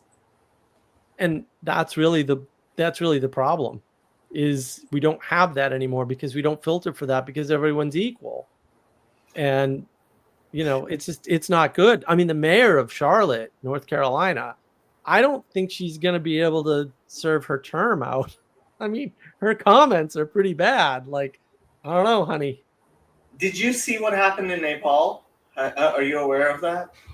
I heard something vague about the Marxists, and apparently there's only Marxists in the government anyway, got overthrown. And I was like, well, but if there's only Marxists in the government, and then it was the students that did it, and I'm like, well, that's a nice lie. That's Yeah, no. I mean, anybody who's making this sound like it's some sort of major change. Well, it is somewhat of a major change. The big deal I thought was they had the vote for the new prime minister on Discord. Yeah, right. And well, that's new. Yeah, I mean, Discord is so stable and reliable, and it's not like you can make multiple accounts or anything. So it's a Well, good there were only policy. there were only 8,000 votes, and What? there were only 8,000 votes. How many people are in Nepal? I don't know, but apparently 20% of the citizens don't live in the country. But here That's interesting. I posted the actual vote. Yeah, so the winning candidate had 3,833 votes with 50% of the vote. So person who came second was Random Nepali, who is not a vote for any random Nepali. It's the vote for a particular YouTube channel. 2,022 votes with 26%. Yeah. How horrifying. That's bizarre. Well, she's only interim prime minister, and she was the chief justice of their Supreme Court. So it's not like they picked somebody out of nowhere. But I don't mind voting with no suffrage, and I just don't think Discord is the way to have the filter for who's smart enough to vote. I'm not sure it's any worse than how things have been done in Nepal before. True. I mean, I don't know that much about Nepal. Funny enough, at Jason's wedding, one of his wife's friends had flown in from Nepal, and she may have been the only person I have ever met who lives in Nepal. And I'm wondering what she thinks of all this. But yeah, and I mean, I don't even know what to say about that. What happened was the government tried to ban social media because it was causing too many problems. Right. That went real. Yeah, that's bound to cause a backlash. They definitely achieved the desired result by banning all forms of social media. Yeah. Wow. So other than Nepal, Jacob, how have you been? What's been new in your world? New semester started. And I'm actually excited about this class I'm taking because I get in there and the professor spends the first half an hour explaining, I will fail you. I will actually fail you. No, I will actually fail you. No, if you actually don't do the work, I have to do quality control because after this class, you're going to be actually counseling real people, and I will fail you. And my job here is to make sure you have a minimum amount of confidence. And there were lots of people looking around like, do I want to take this class? And I was like, yes, I want to take this class. Good. So I was pretty excited about that. Yeah, I mean, Father Stephen came on stream last night. We discussed random history you wouldn't be interested in because there's random details of history you don't care about. Let's see what else happened. Only patterns. That's all I care about. Hey, history is patterns. Some of it is, yeah, but if you just randomly. So he this is why I couldn't listen to like Lord of Spirits and stuff, because those guys get into this church father insider baseball, and I'm like, this is stunningly uninteresting. It didn't move anything in the world. Yeah, we were definitely taught. Well, I think the church fathers did move a lot in the world, though. Well, they did, but they don't talk about that. They talk about the insider baseball, and I'm like, well, but I actually want to know what the score of the game was. not which one was having squabbles with which other. Why? Oh, the first baseman's really pissed at the outfielder. Thanks. That's fantastic. What's the score of the game? Like, what happened?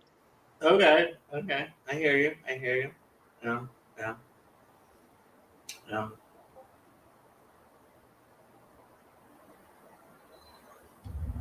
So, what was his impetus for coming on your stream?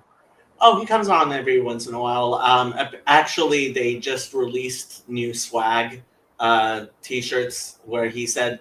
So in one of his podcasts, he said to people, "Be a Pharisee," and when people heard that, they lost their minds. So they made T-shirts, "Be a Pharisee, Father Stephen," and I had to buy some. So when the T-shirts came out, I mean, they're having LoserCon soon.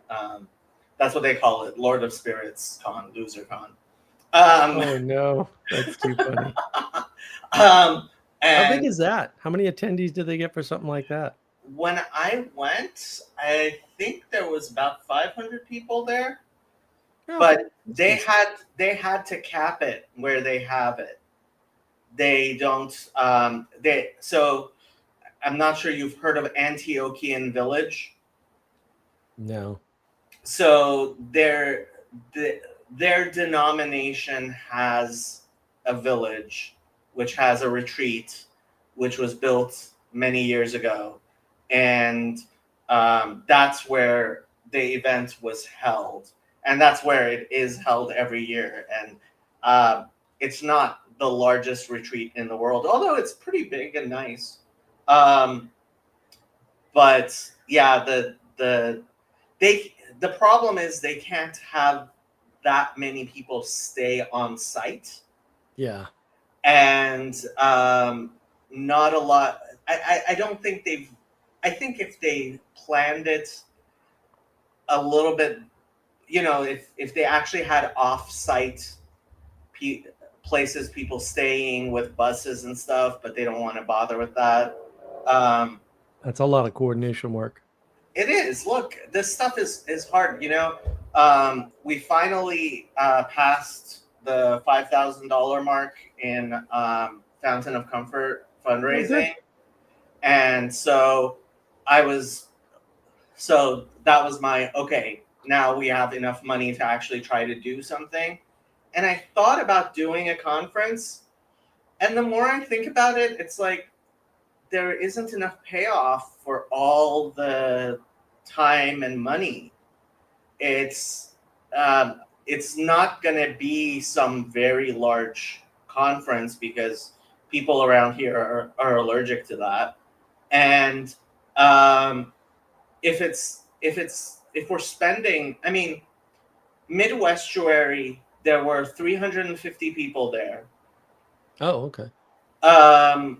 And if you let's way low ball the figure. Let's say it was only $500 per person, which is ridiculously low, right? What is that? $175,000? Yeah. Is my math off? Yeah. No, it sounds about right. And it's like, with $175,000, there's a lot of things better you can do than have a weekend where people sit around and just talk. Right. Well, that's why we were always hopeful for actual practices. But then Vervaeke started writing letters to Hermes, and that was the end of that, I guess. So I went down the circling route. If you listen to Guy Sengstock, actually, of all the people, Curtis Yarvin wrote an article, Gray Mirror, right? An article on circling because his girlfriend or something got caught up in it. And he actually, although he can't write to save his ever-loving soul, and it pained me to read some of it, he had the right idea. Like, oh yeah, just shut the sound off and watch what's happening to the video, right? Just read the transcript of the video. Like, you can tell what's going on, right? Watch the video or listen to the video without watching it, right? Like, you can tell what's going on. This woman's being manipulated, right? Because circling is just it's a seance. It's What is exactly the same circling? I description. have no idea what it is. Guy Sengstock and this other guy started this thing called circling, where what you do is, this is going to sound real familiar, Jacob. Let me know if this sounds familiar. So you all get together, and there's no leaders, of course, in a circle, right? Of course, because it's always a circle, right? And then everybody brings up whatever their trauma is, where they go around the circle, right? They bring up the trauma, and then they all focus on one person's trauma for a while, and then they may switch it up. That's basically what it is. And I was like, boy, this formula sounds really familiar. Other than a seance, I've heard about this before. And so right. So yeah, I mean, and he didn't, his partner went off and like made money on it. And Guy Sengstock got pissed. And then he partnered with Vervaeke, and now they're doing money retreats. And I was like, well, whatever, that's fine. I don't like the system. He came on to Awakening from the Meaning Crisis Discord to talk to us about it, right when he struck up the friendship with Vervaeke, obviously, because that was the Vervaeke server. And yeah, I mean, he's a sorcerer all day long. Like, he played the immediate trick, right? So that Brett used to runs that server, asked him right up front, like, oh, tell us what circling is. And his immediate answer was, why don't you tell me what you think it is? And I went, wait, excuse me? And I was like, well, no, that's not necessarily an invalid move. It's a very sus move, right? And then Brett said, yeah, he never answered him or corrected him.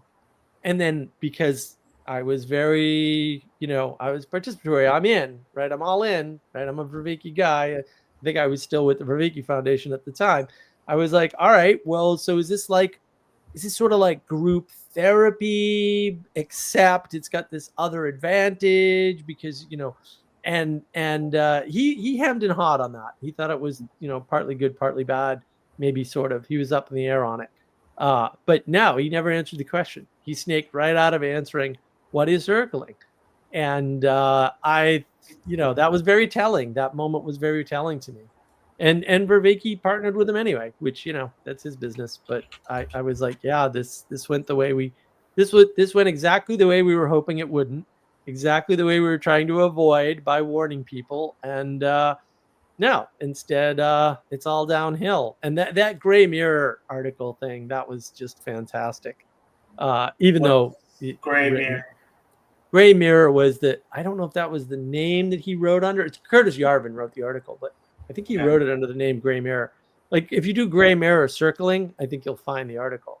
It's a terrible article. It's long. It's poorly written. Whatever. But his point was valid on circling. Like, his point was completely valid.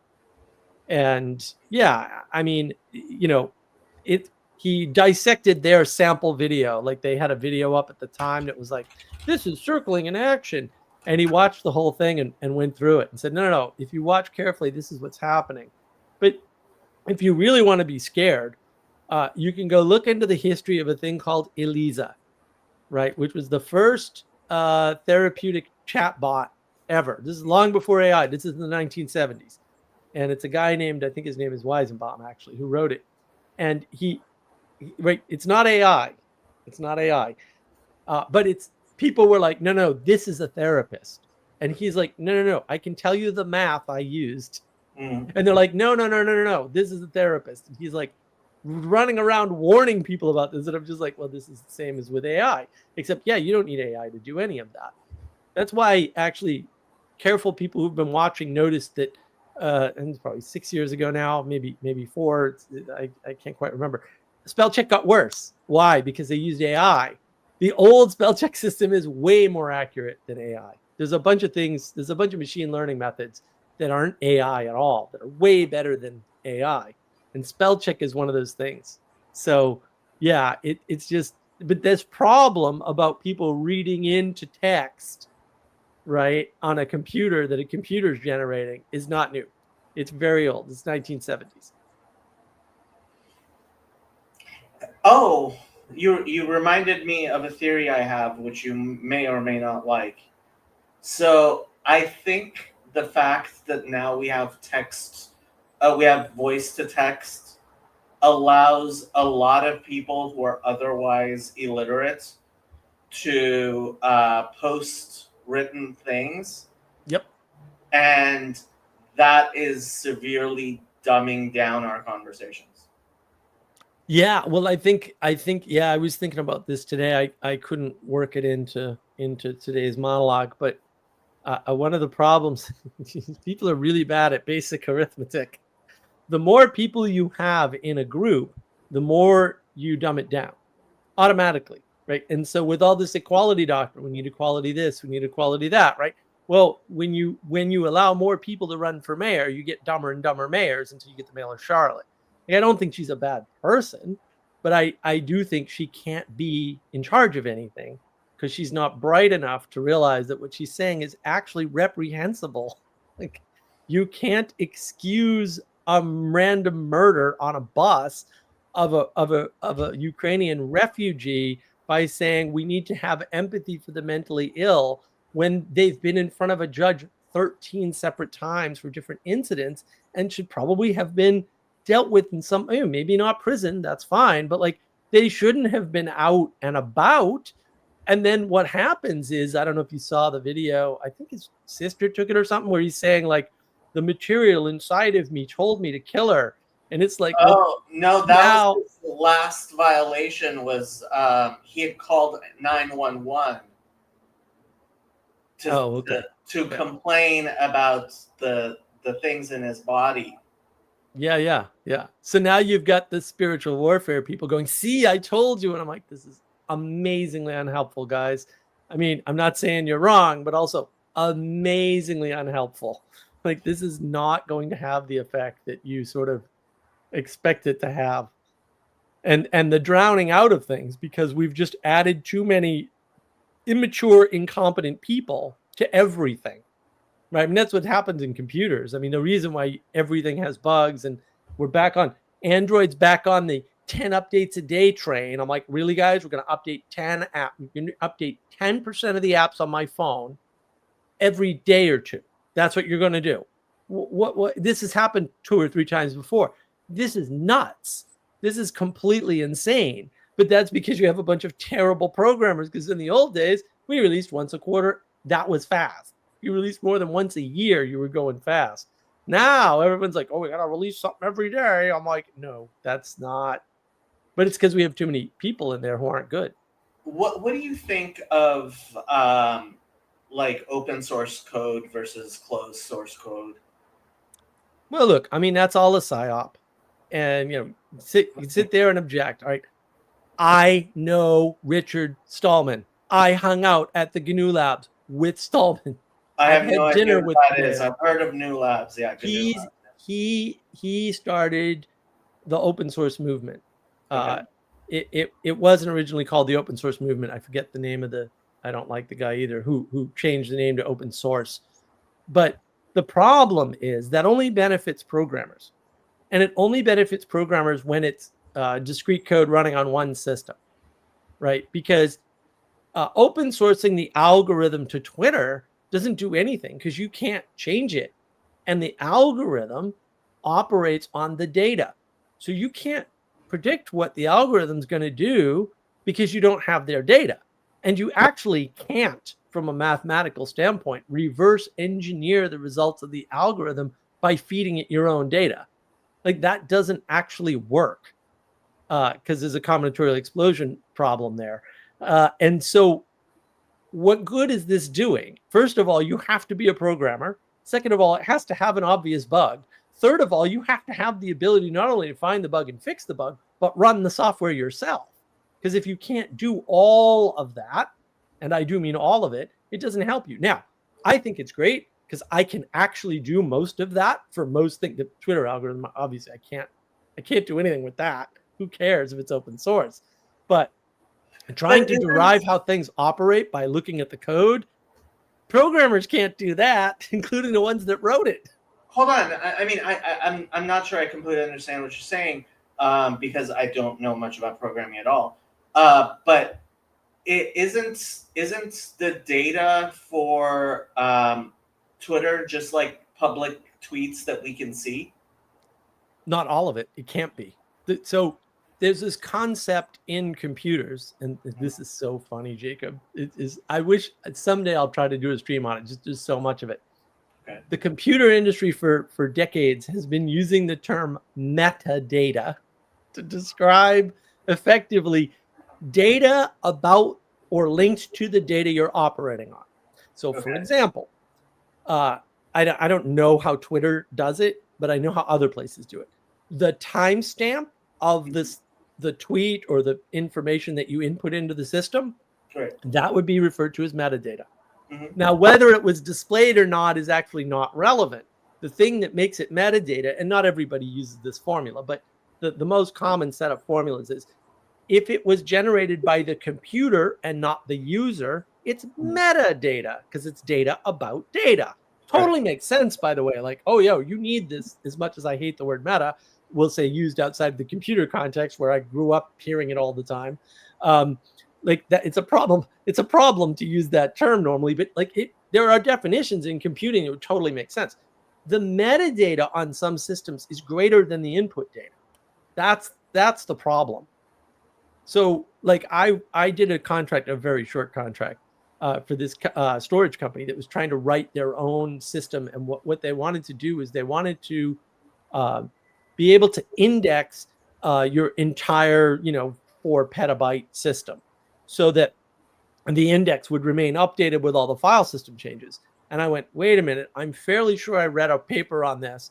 And the data to do that is 4 times the data you have, when you start changing the data. So like the initial is whatever, it's tiny, it's 10% or 15%. I forgot generally, right? Those are basic numbers.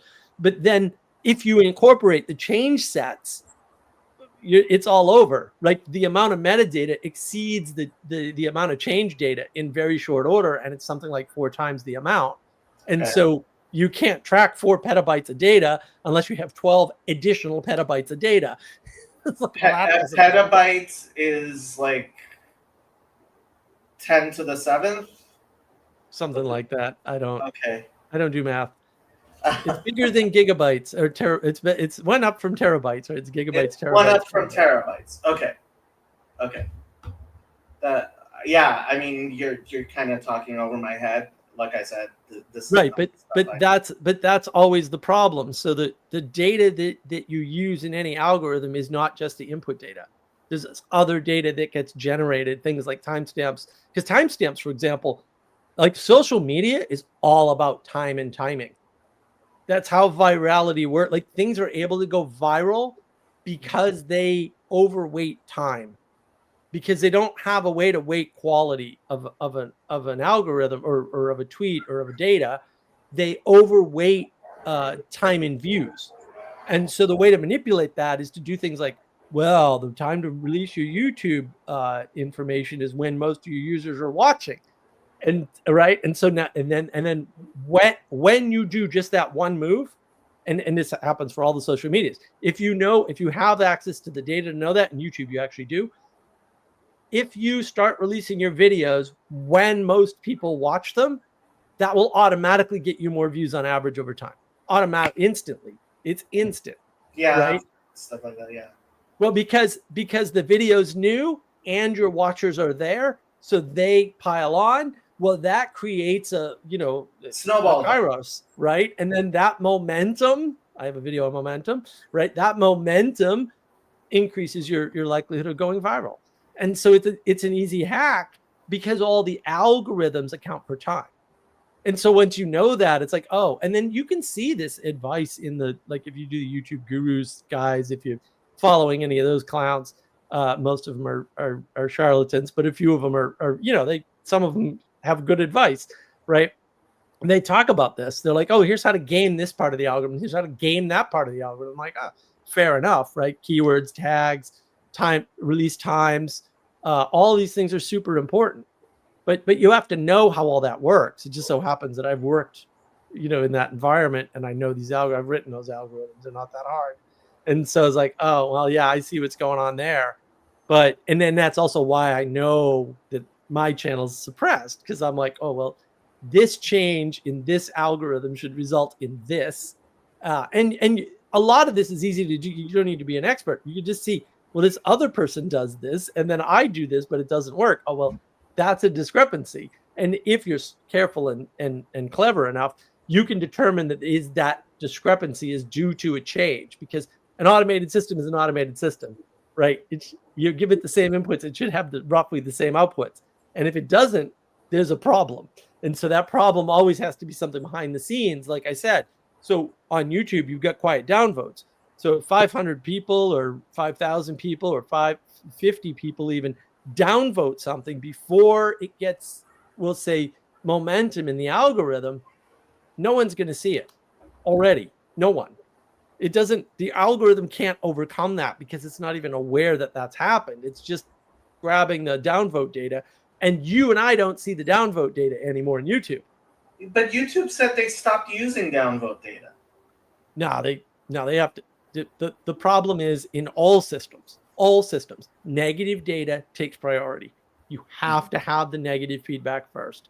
So for example, when you upload a YouTube video, it has to check for the bad language. Why? Because that's the most important thing, right? If you violate the copyright, it has to check for that first, right? So it always checks for negative data first. I don't know what negative data signals they're using at YouTube, because I've never worked there. I don't know anybody at YouTube right at the moment. So I have no idea what they're doing, but they're definitely doing it. And if that post that I saw was true, then yeah, there were 5,000 downvotes or something ridiculous on the Trump Elon Musk video. So even though the whole video is posted, it never showed up in search.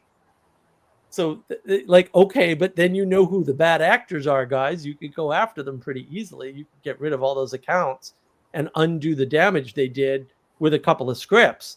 But no one's ever going to do that. Those companies are too big. They don't even believe. A lot of the people in companies won't even believe that that's possible, because they don't know how it works, right? And a handful of people might know how it works and believe, well, no one would ever do that. That was the problem with the open source guys. So the Free Software Foundation, which is what Richard Stallman started, their big thing was, because I was there, right? I was talking to these guys, multiple times a week.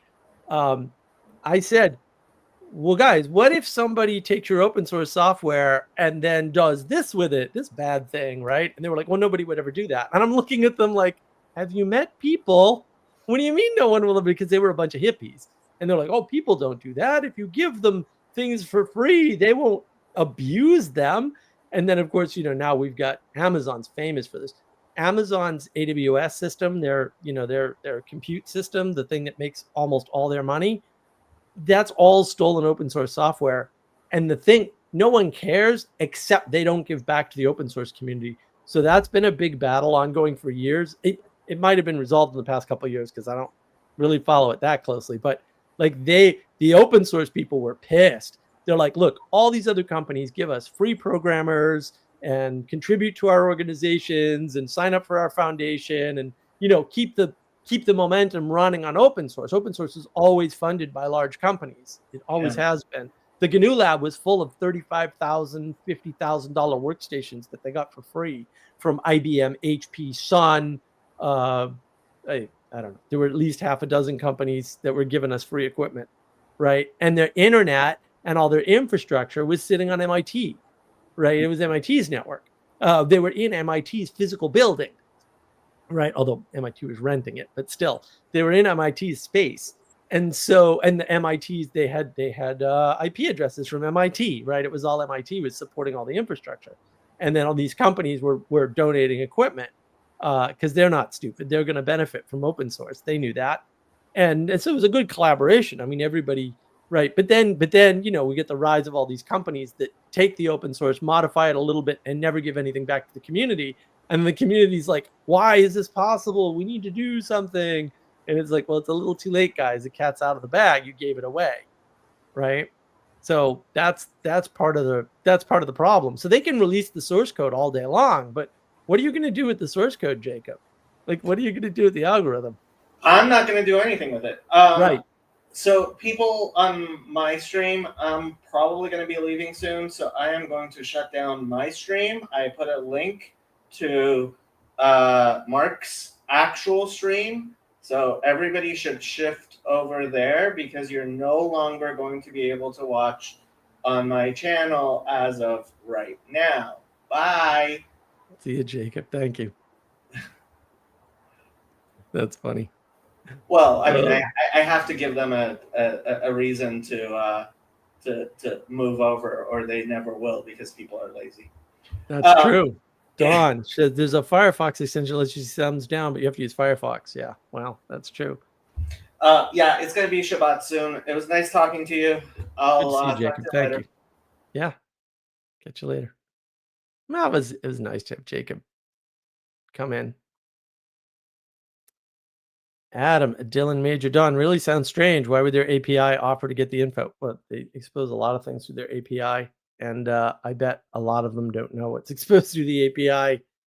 You got in large companies in particular, a lot of times a negotiation goes on between an idealistic programmer who they need or think they need, because often it's they think they need someone that they don't, but whatever, and the management. And the management will go, no, we're not going to expose that. And the programmer will go, no, you need to expose this information or I'll be mad and I won't work for you anymore. And I've seen that argument happen many times. And so there's a lot of stuff out there that doesn't benefit the company. And then the company says, fine, we'll expose it, but only for the people smart enough to find it. And that's common and that works because you actually want a filter. You don't want to give people information like the algorithm to Twitter that they can't use. Like, what good is that? Oh, it's open source. Fantastic. What are you going to do with it? Right. And people go, well, the algorithm is the magic, so I'm going to start my own company and just modify their algorithm or make a better algorithm. I'm like, that isn't going to work. I mean, you might be able to do that, but it won't be because you had the algorithm from Twitter. That might help you if you have all the other components in place to replace Twitter or whatever, but the odds that it's going to help you are tiny because building a company is really hard and algorithms are not the key to good software at all, actually. You can have a terrible algorithm and more data wins on the internet, unfortunately. I'm working on a Substack about this.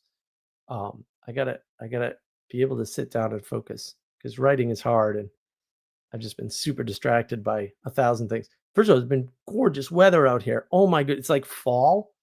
So like it's 60s and it gets into the mid 80s in the afternoon and then it cools down again. It's been absolutely lovely.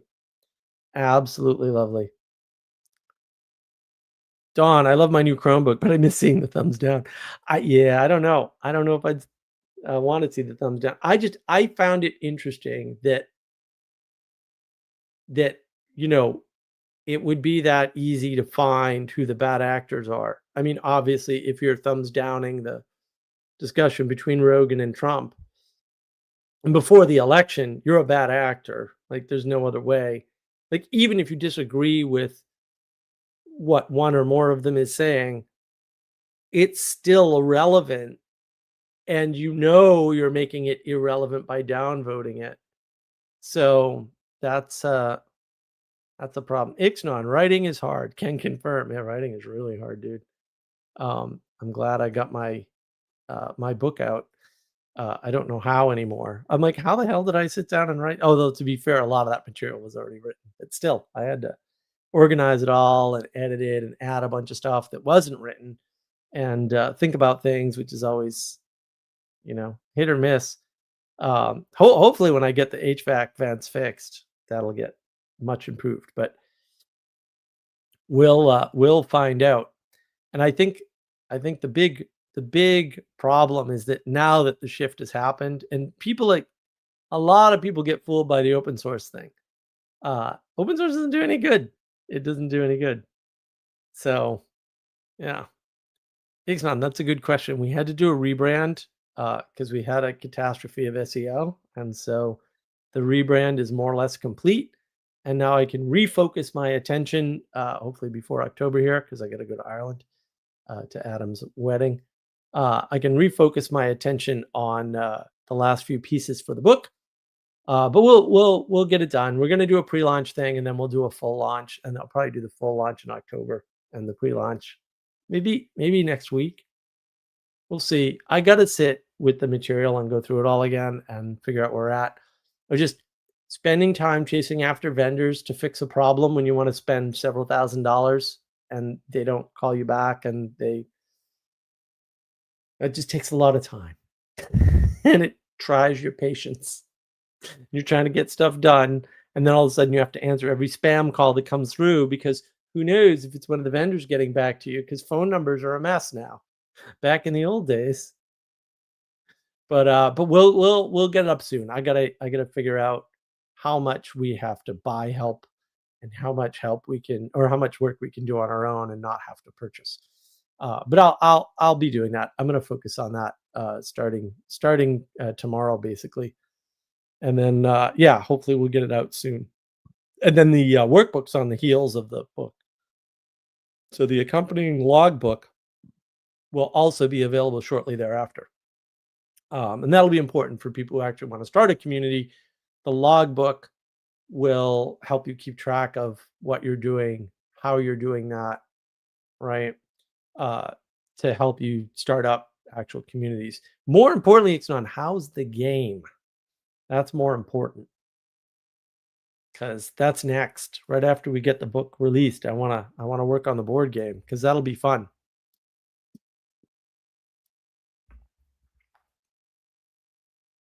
Adam, Dylan Major, I want to world build, but I lack historical skills. What are historical skills? It sounds like a disease, maybe for which there is no cure. Maybe what I need is a community. Everybody needs a community. That's how you get identity, from community. Everyone's like, the mystery of identity. I'm like, or you could just ask me and I can explain it to you in actually 60 seconds. It's not that hard. You have multiple identities, one for each community you're in. Problem solved. Because identity comes from the outside, and it's negotiation that starts from the outside and goes to you. I think I covered this in a video somewhere, and now I can't remember. But, it's been a long week of struggling to get people to come here so that I can pay them money. Why am I living in a world where this is hard? Plus, man, when I was in New England, I could just make a call and somebody would come out the next day because I knew a lot of people. So down here, not so much. Down here, everything's a struggle. I don't know anybody. The people I do know live in the city, which doesn't help because the city. And I live in the woods. So with mice who apparently like insulation. Yeah, it's a good question how they even got into the HVAC, because even a non-hard pipe HVAC should not have been attractive to mice. Goodness knows what was going on there. Ixnon, I will have game progress this coming week from play. Awesome. I can't wait to hear about the play testing. That's good. Hopefully all the modifications I made to the electronic version were helpful. Also, if that's not working, you let me know, because I don't monitor it. And oh yeah, the big laptop catastrophe. So my docking station started to flake out, and actually it was weird. I was like, oh well, it'll be fine. And then I went, oh no, I have to stream. I have to get rid of the docking station entirely. What am I going to do? But I have a little USB strip that I added, and that handles almost everything. But it's no substitute for the dock. But it's an adequate substitute for the dock temporarily. My new dock comes tomorrow, because Amazon is awesome sometimes, even though they're an evil company. But fundamentally awesome when you need stuff quick, because they're getting me a dock tomorrow. I'm like, that's fantastic. Then I can probably going to clean my office tomorrow too, because that definitely needs to be done. So yeah, lots of Kairos going on. Cleaning my office, people paying attention to people that are insane and can't be helped, right? Some people can't be helped.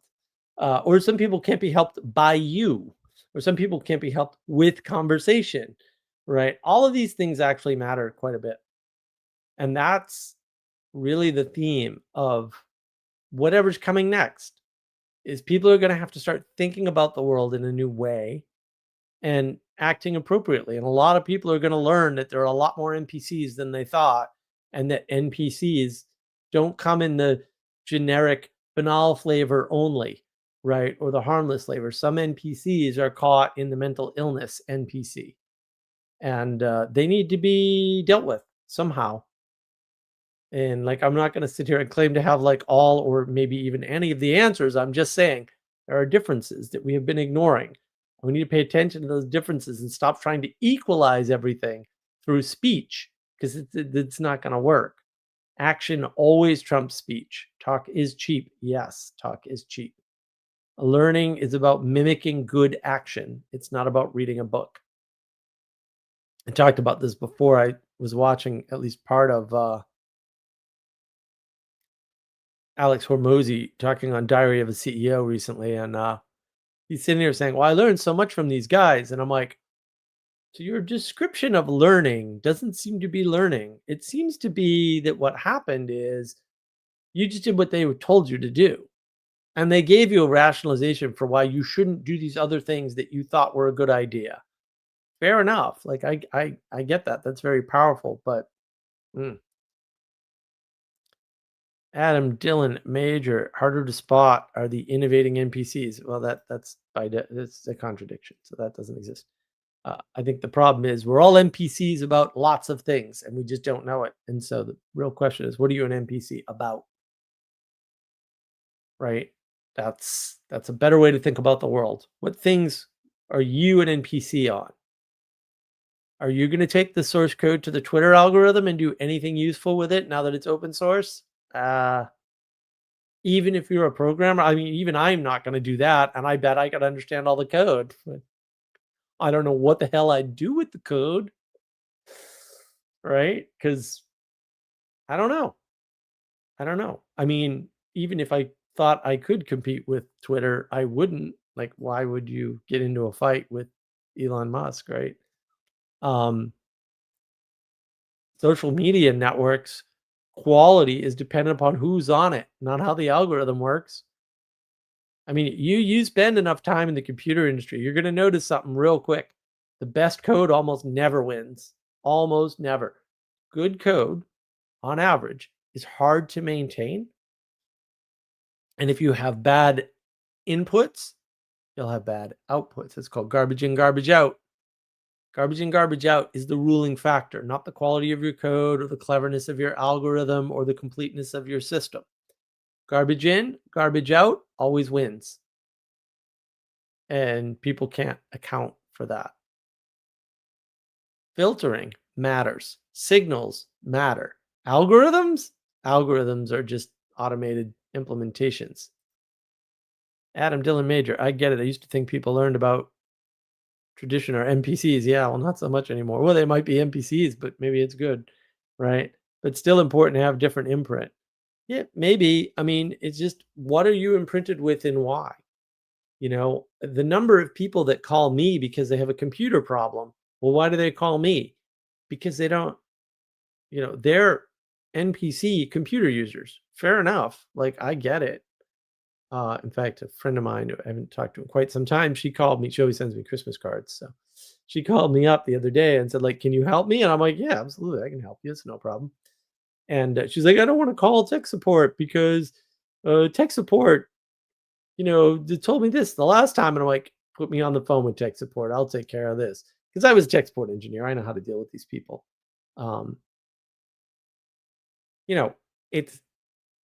It's more about following the system. Like, when I call tech support, I have to start with listening to them ask me, is it plugged in? Yes. The base. They have to start in the base. They have to, though. But I understand that they do. Like, I know why you do, because I've been on the other side of that. I understand that it's easy to miss things if you don't go in order.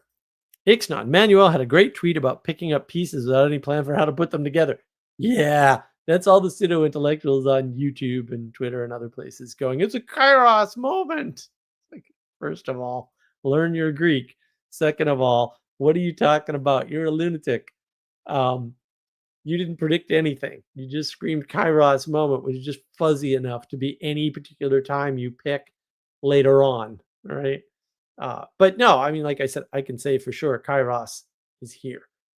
Attention has shifted. And the funny thing, I've been thinking about this too. I got to make a video about this someday. I got to make videos. I'm way behind, obviously. Oh, the animation, I think, is done enough. The number of times I lost the animation because Blender stores everything in the Windows temporary file, and then my machine would crash, probably because my dock was flaky and I didn't realize that right away. I lost 3 good animations already.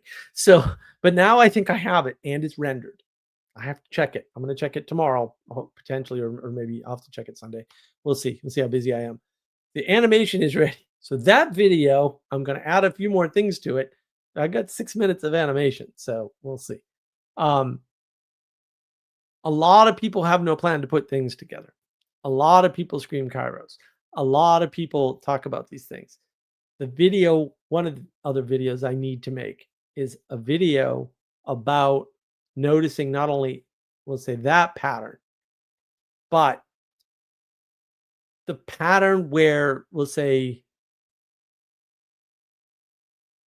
the pattern of how to recognize attention. So let's say I'm learning to use a chainsaw. And the first thing that should happen when you're learning to use a chainsaw is you should watch somebody else use a chainsaw. And maybe they'll narrate what they're doing or why they're doing it, or they'll tell you things about the chainsaw. That's fine. Your primary learning mechanism is mimicry in the beginning. And then it moves from, we'll say, imprinting the mimicry to action mimicry, where you're acting out the thing that you've exemplified through the mimicry, right? Oh, I'm going to mimic this person, right? The way that you improve is not by doing it over and over again by yourself. That can work, and it works better for some people than others because some people are better able to self-correct than others. That's extremely rare, and it's almost certainly not you. And I know that because you're a Muppet. Have you considered? You should. You should buy a mug too, because I have them. The way you do it is by somebody watching you and telling you what to attend to. Oh, your foot is in the wrong place. You can't keep your foot there when you're operating the chainsaw. Oh, you put the chainsaw on the ground, but you didn't step on it. And so when you pull it to try to start it, it's not going to start. And I've watched people try to do that over and over again for several minutes, by the way. Like, these things happen. And it's not that they're stupid or anything. It's just that you can't look at your attention by definition. And so it helps to have somebody looking at your attention. And how do I know it's a Kairos has happened, right? How do I know Kairos is here? Event, change. Because I look at attention. Because as Jonathan Peugeot says, the world is attention. Oh, where's the attention of the world? Charlie Kirk's not that, we'll say, known and popular, on the YouTubes, for example. But because he did these college tours, a lot of people knew who he was and followed him. And the thing is, it's true, you only need a small number of people to make a large change. In fact, large changes don't happen with large groups of people. This is one of the reasons why, obviously, democracy doesn't work the way you think it does and can't work the way you want it to, right? A large number of people can't make a change because it's too large a number of people. So they can't be well organized, right? They get swayed by the rhetorical. That's what the ancient Greeks said. You have to understand those things. So if you watch the attention, you can just make better predictions about the world. That's really important. Give me one sec. I don't know what is wrong with me today, but Sally Joe. Knowing people who are around you, very useful. Some you can pick, some are incidental, but knowing them is good to inform you of what is seen. Old person at coffee shop, probably more useful than CNN. Exactly. That is true. Sally Joe, but not every time about everything. Right. Discernment, baby. That was one of the tricks, right? I'm listening to Mark D. Parker just sorcery everything. And he's going, oh yeah, I've noticed a lot of extremists in those little cults. And I'm like, what? Okay. Right. No, another claim without evidence, because he specializes in claims without evidence. In fact, I think if evidence came anywhere near him, he'd like vanish or get burned, like holy water would do that too. And then 2 sentences later, well, yeah, I see these people, these events are happening and no one's doing anything. And I'm like, well, that's the opposite of extremism. And then I'm like, oh yeah, but they love opponent processing over there, don't they? Even though that's evil. So yeah, talking out both sides of his mouth. It's amazing. And the admission, oh, I provoke people on purpose. Right, with lies. Oh, good. That's good to know. I'm glad to know that you're fundamentally evil. I think I'll avoid you from now on. Yeah. And once somebody's revealed that, I mean, this is always my argument against Nathan Orman, digital gnosis. We know who and what he's about. He's a bad faith actor. And he mines for clicks and money on YouTube. And, he tells the story of being mentally ill. If you want to hang out with mentally ill people, you can do that. Okay, it's a free country, but there are consequences.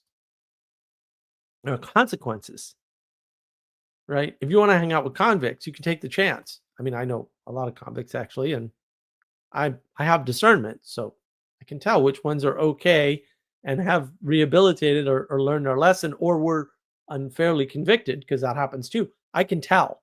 It's not that hard. I know other people can't, but in the past, a lot more people could. And nowadays, a lot fewer people can, because they're learning the wrong things, we'll say, in school, right? They're filling their brains with the wrong type of signals and information, and they're getting nothing but noise. Adam Dillon Major, tech support as a consumer when you work at a company is always odd to call. It can be. I mean, it's a nice advantage, right? So strange when people practice the evil tongue in public. Well, using it anywhere else is not as effective. So and I think, again, this is what Charlie Kirk exemplifies. It's like, no, the people who were talking to him, whether they could make a good argument or not, some of them were just evil. This isn't that hard. They're evil. They're not interested in conversation. Conversation to them is light, and light burns them. And well, it should. But also, they will have to shoot you for that to preserve themselves. But A, you let them get that way. And B, we have to do something about that. Now that it's here, not that it's new, it's been here for a long time. People have been screaming about it for well over a decade that I know of.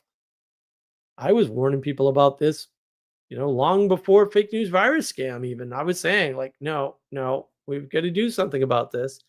We have to, publicly, clearly, extremely take care of at least a dozen people to put an end to this, or it's going to get worse. Sure enough, it's getting worse. But now it's gotten so bad that it's happening so often that you can't ignore it anymore, no matter who you are. And now you're noticing, oh, these people cannot be reasoned with. No, they never could be reasoned with. If you thought you had an accord through reason with them, that was an illusion. Illusions are useful, but also illusion. It's a big problem. And it's going to take a lot for people to shake, hopefully Kairos will, by definition, do that for a lot of them, right? Shake people out of the spell and go, oh, these people are dangerous. They're violent. They're bad. We can't talk them out of it. We can't have a conversation with them. That's not doing any good. It's making it worse. The more they converse, or the more we converse, the more violent they become. So you can't say conversation doesn't do anything. It's just on average, it makes things worse.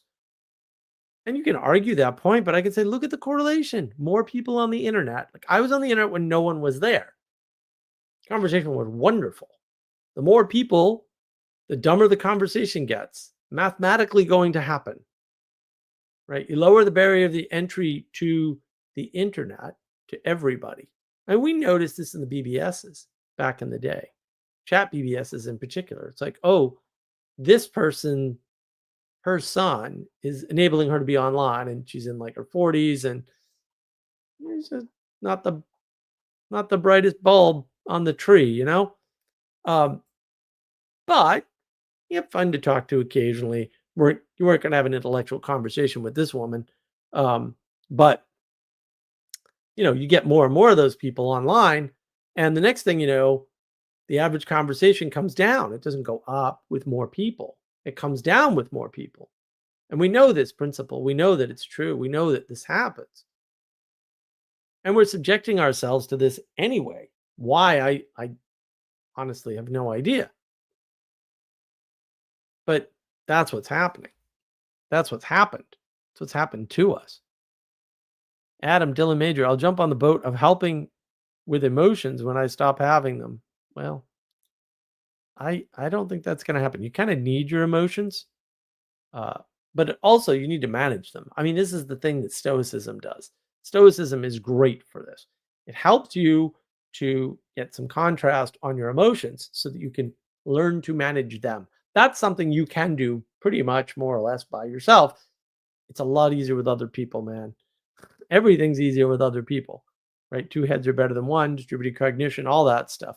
We outsource our sanity. Be careful who you're outsourcing it to, right? If you've got some divination wizard telling you he's going to give you points off if your die roll is lucky, don't buy into that. That's dangerous. Like, don't buy into this stuff. Sally Joe, society takes more than reason. Yeah, well, society in and of itself is technically unreasonable. You cannot reason your way into it.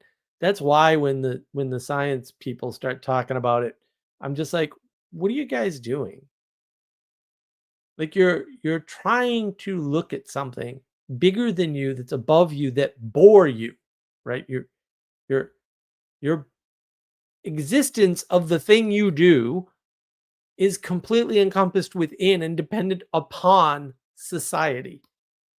And you think you're going to look up and make some conclusions about it. Like, I know you've got like problems with narcissism and arrogance, but like, really? That's your problem? Adam, Dylan Major, it's really what I want to master in this lifetime, Stoicism. Well, I don't suggest mastering Stoicism, but certainly Stoicism can't hurt.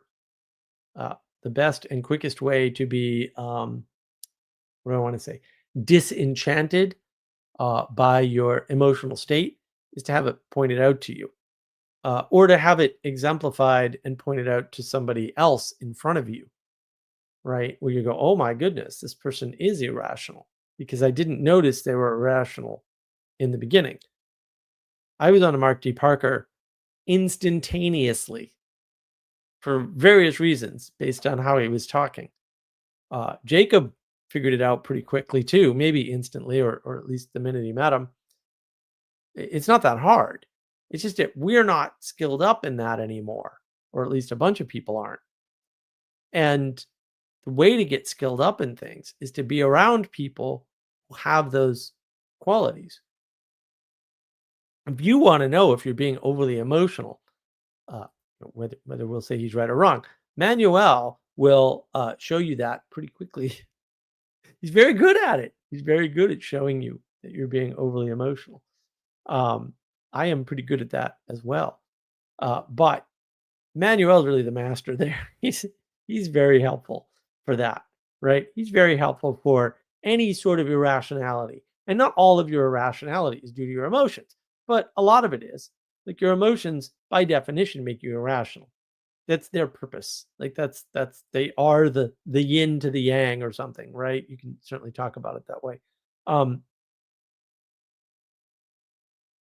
it's not a dichotomy, but it's not a binary, but that's not an unreasonable way to think about it. You need other people who are willing to conflict with you, to have a conflict with you, to risk something important, like your engagement with them, the relationship, in order to get better. Because if all your relationships are easy and smooth and careful, you're not learning anything. You're not engaging in anything that can make you better than you are now, because they're happy to have you as you are. And the thing about having you as you are is entropy is still a factor. So over time, if you don't try to be better, you're going to get worse, because that happens to everything. Because entropy is real. That's why the world needs you. Be better. And if you be better, you'll make the world better. In order for the world to be better, you need to be better. It's not that hard. And the easiest, best, and quickest way to do that is with distributed cognition. And I wouldn't call it opponent processing. Dr. Vervaeke is just wrong about that. Like, first of all, they're taking it from a research paper about the eye. They're also misreading what the paper states, and then they're applying it outside of the field it was originally in. All of these are hints for like errors, right? Like, oh, this sounds like it could be an error. It's not always an error, right? But it sounds like it could be an error. Right. And they stack up. I got to do a video on how things stack up at some point. I haven't figured out how to do that. Maybe someday. Maybe my brain will come back and I'll start writing more Substack articles and being able to do these harder videos. When you have a situation where these bad things stack up, you got to avoid them. Like, that's all. You get a hands off. And it's very hard for people to recognize. So you're better off having help with that. But just because I disagree or I'm willing to fight with you doesn't mean I'm your opponent. Fighting makes you stronger. Aristotle and Plato were very big on, if you don't go to the gym, you're not a philosopher. And the gym for them was wrestling. If you're not wrestling with people, you got to notice too. First, you go wrestling. And then you go to the baths. And then you go to the grove and have the conversations. Why? Because the physical activity, the wrestling, the opponent processing, which happens in the physical world, sets you up to have the philosophical conversations that they were having. And we can argue about the fact that there's no such thing as philosophy post Aristotle, or at least we've severely destroyed what they meant by the term, and now trying to do things with it that it wasn't intended to do and cannot in fact do. But just that engagement is super important to the point. Adam, Dylan, Major, how I try to be better, learning to argue for the absent party. Don't do that. It's a waste of time. Also, when others are made aware, they know I never talk for myself. Well, I don't know. You should always be standing on something. And if you don't agree with an idea, you should just say so. You don't have to steelman arguments. The problem with steelmanning an argument is that very easily strays into condescension. I know, because I do that to people. I like, I'm a cards on the table guy. Like, everything's face up. I don't need to hide my cards. I always have nothing but aces. It's fine. Aces and jokers, baby. It's all you need.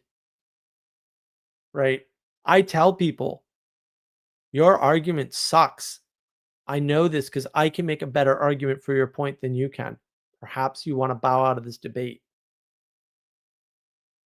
or this conversation or this discussion because you're not good at what you do. Because if I can do it better than you can, you have no chance to win the argument at that point.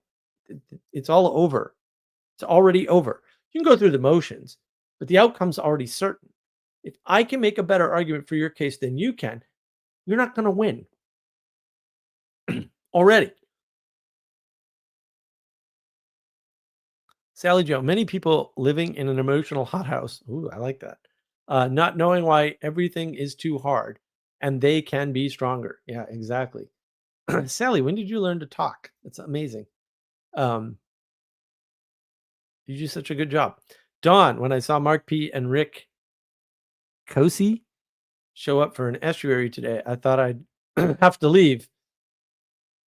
PVK drove the bus very well today. Oh, I thought that was a leaderless group. That's what they used to tell me. They get a different story now, I guess. That's weird. Yeah, look,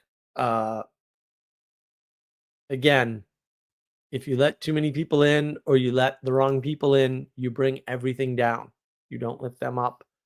You can try to lift people up, but A, maybe that's not your job. B, maybe even if it is your job, you're terrible at it. And C, if you lift somebody up and they don't belong there, it just brings everything else down and hurts them.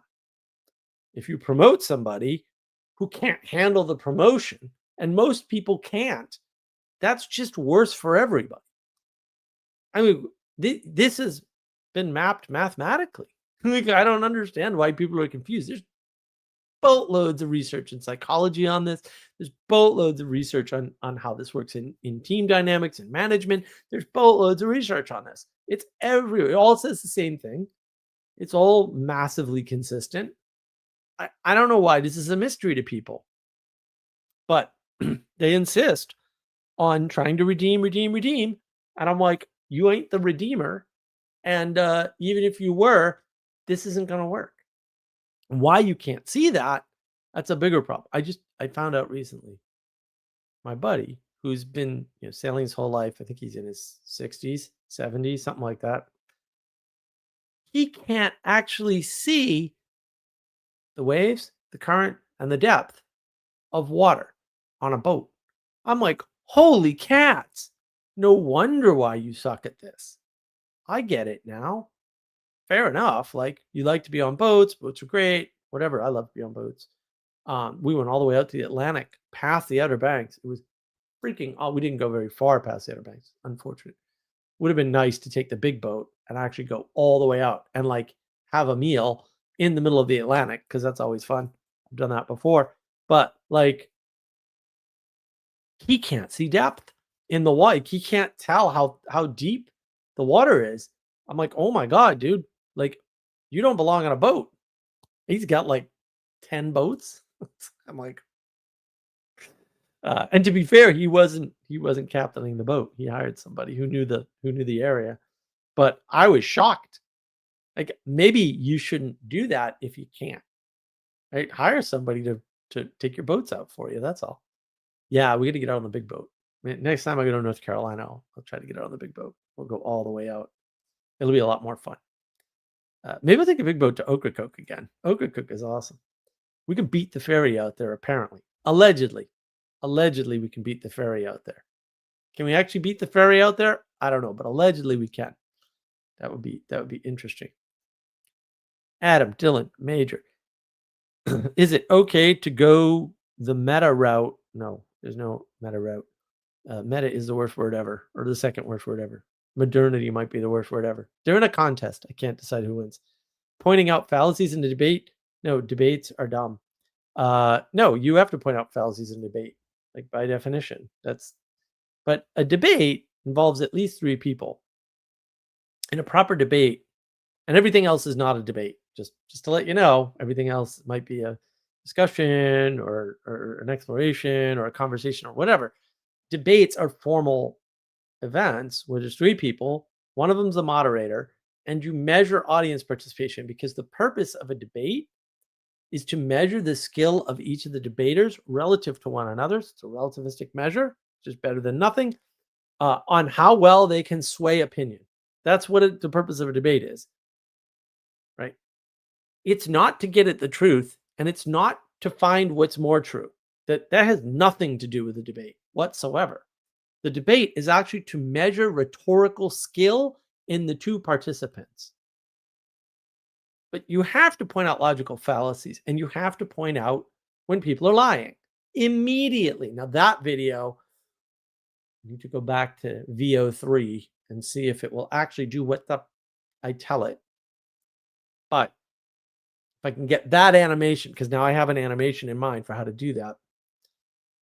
then I can show you why this is important. This is why Manuel and I interrupt people when they say something wrong, because once they put down the foundations of wrongness, you can knock down that foundation all day long.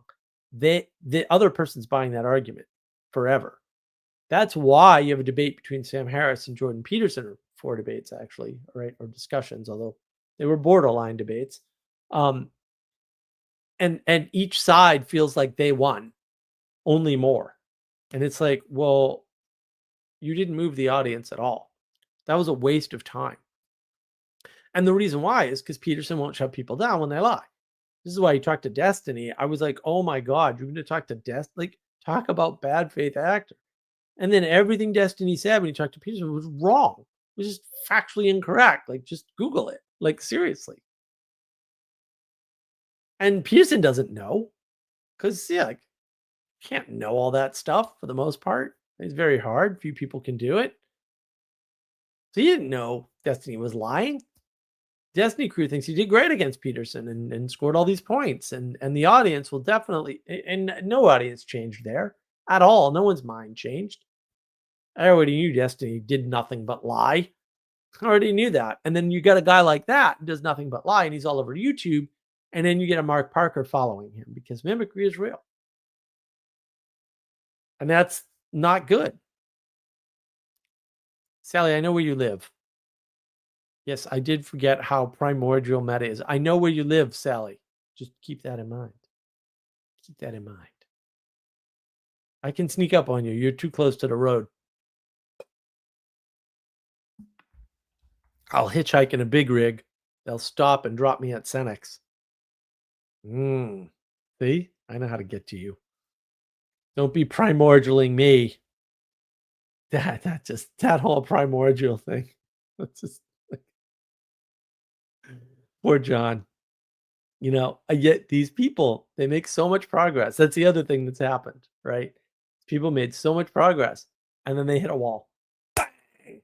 And then you just see the flaws and you're like, oh man, look at all these flaws. And then the reaction's important. What do you do when you find out the person that you were, ministering to or trying to raise up or were letting into your little group is actually a bad guy? What do you do? Right? I need to see your actions.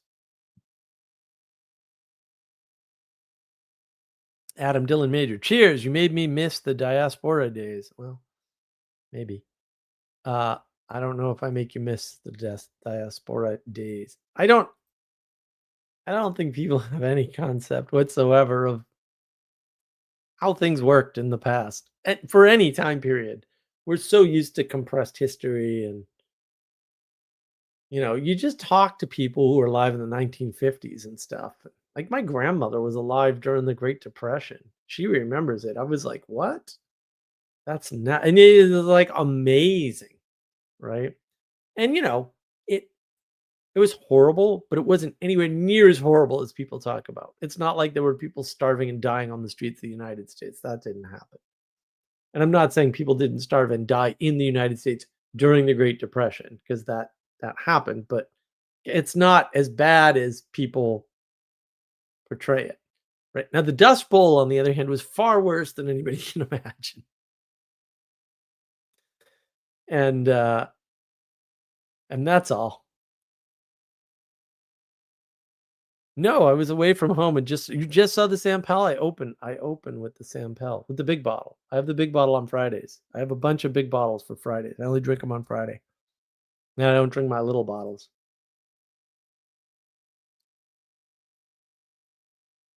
Good stuff, Ninja. I just woke up from a nap and started watching. Well, everybody should watch only my channel all the time. Sally Joe, my house gremlins will trigger your illness. Oh, that's true. Your house gremlins are poison to me. I will need an EVA suit. I was just watching Crusade. Crusade is great. Babylon 5 is great until the last 2 seasons, and season 5 is probably completely skippable. But Crusade, the follow-on, which is only half a season, way good. So good. Oh my God, it's so good. There's so many good good things in there. So Yeah, definitely worth watching. Sally Joe the cats would solve the mice problem. Well, you might think that, but we can't have cats, and you know that we can't have cats. So shame on you for misleading my audience. Good stuff, Ninja. I have house geckos. I love them. We get geckos running in the house all the time, and it's a problem. The geckos solve the cucaracha problem. Oh, okay. Well, that's good. I'm going to solve that problem by sealing my underneath of my house. I've actually considered maybe if I get just a little bit better, and I can actually work on my back for a little while at a time, just insulating underneath my house myself because I live down south, and it's not like you need R36 or anything insane to make a vast improvement. So I might just use the little foam board insulation stuff because it's pretty much all you need down here, uh, and seal it up. And if I went and sealed it all up, it'd be fine. But maybe we'll get someone to do it. We'll see. We'll see how things go. Yeah, mostly I just got to get organized. I mean, get completely wiped out that 3-week journey of being away from home, and then uh, working on the book and having all these problems with the HVAC system, and suddenly the next thing you know, you wake up and it's September and it's the middle of September. It's like, wait, what happened? But hopefully, I haven't gotten sick all week, so that's good. So maybe we're out of the woods and we've got stable everything. But we'll see. We'll see. But look, the Kairos is here. The events have stacked up.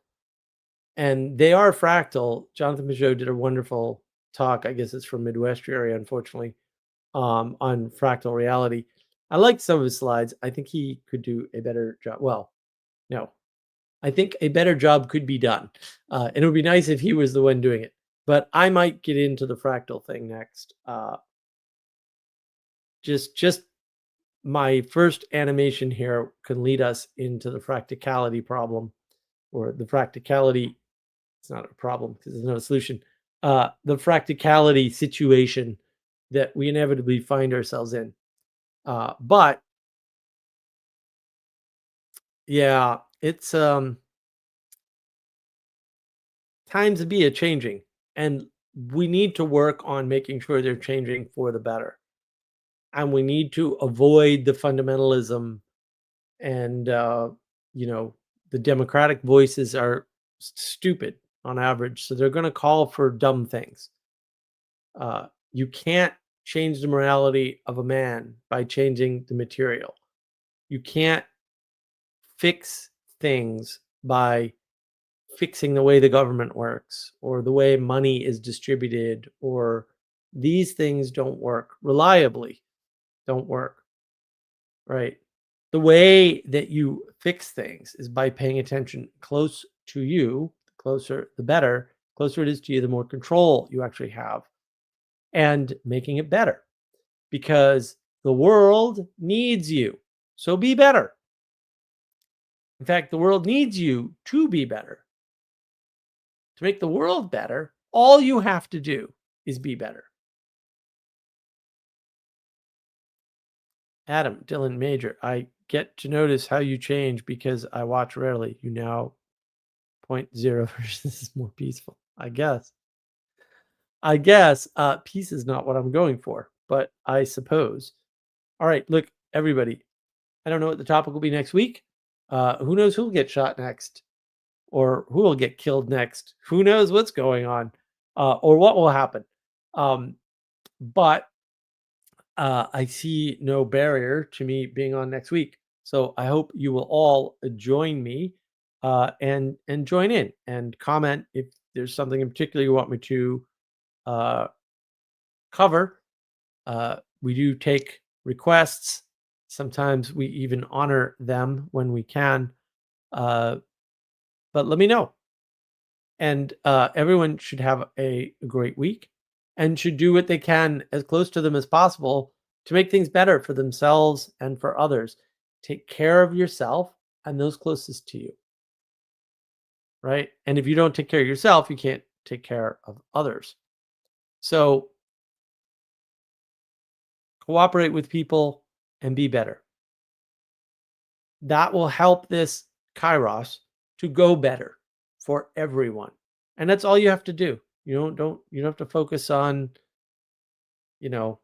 saying things or trying to play on a stage that you're not on, right? Just because you can see the stage doesn't mean you're on the stage, and the chances are you don't even see the stage. So take care of yourselves and take care of each other, and have a great week.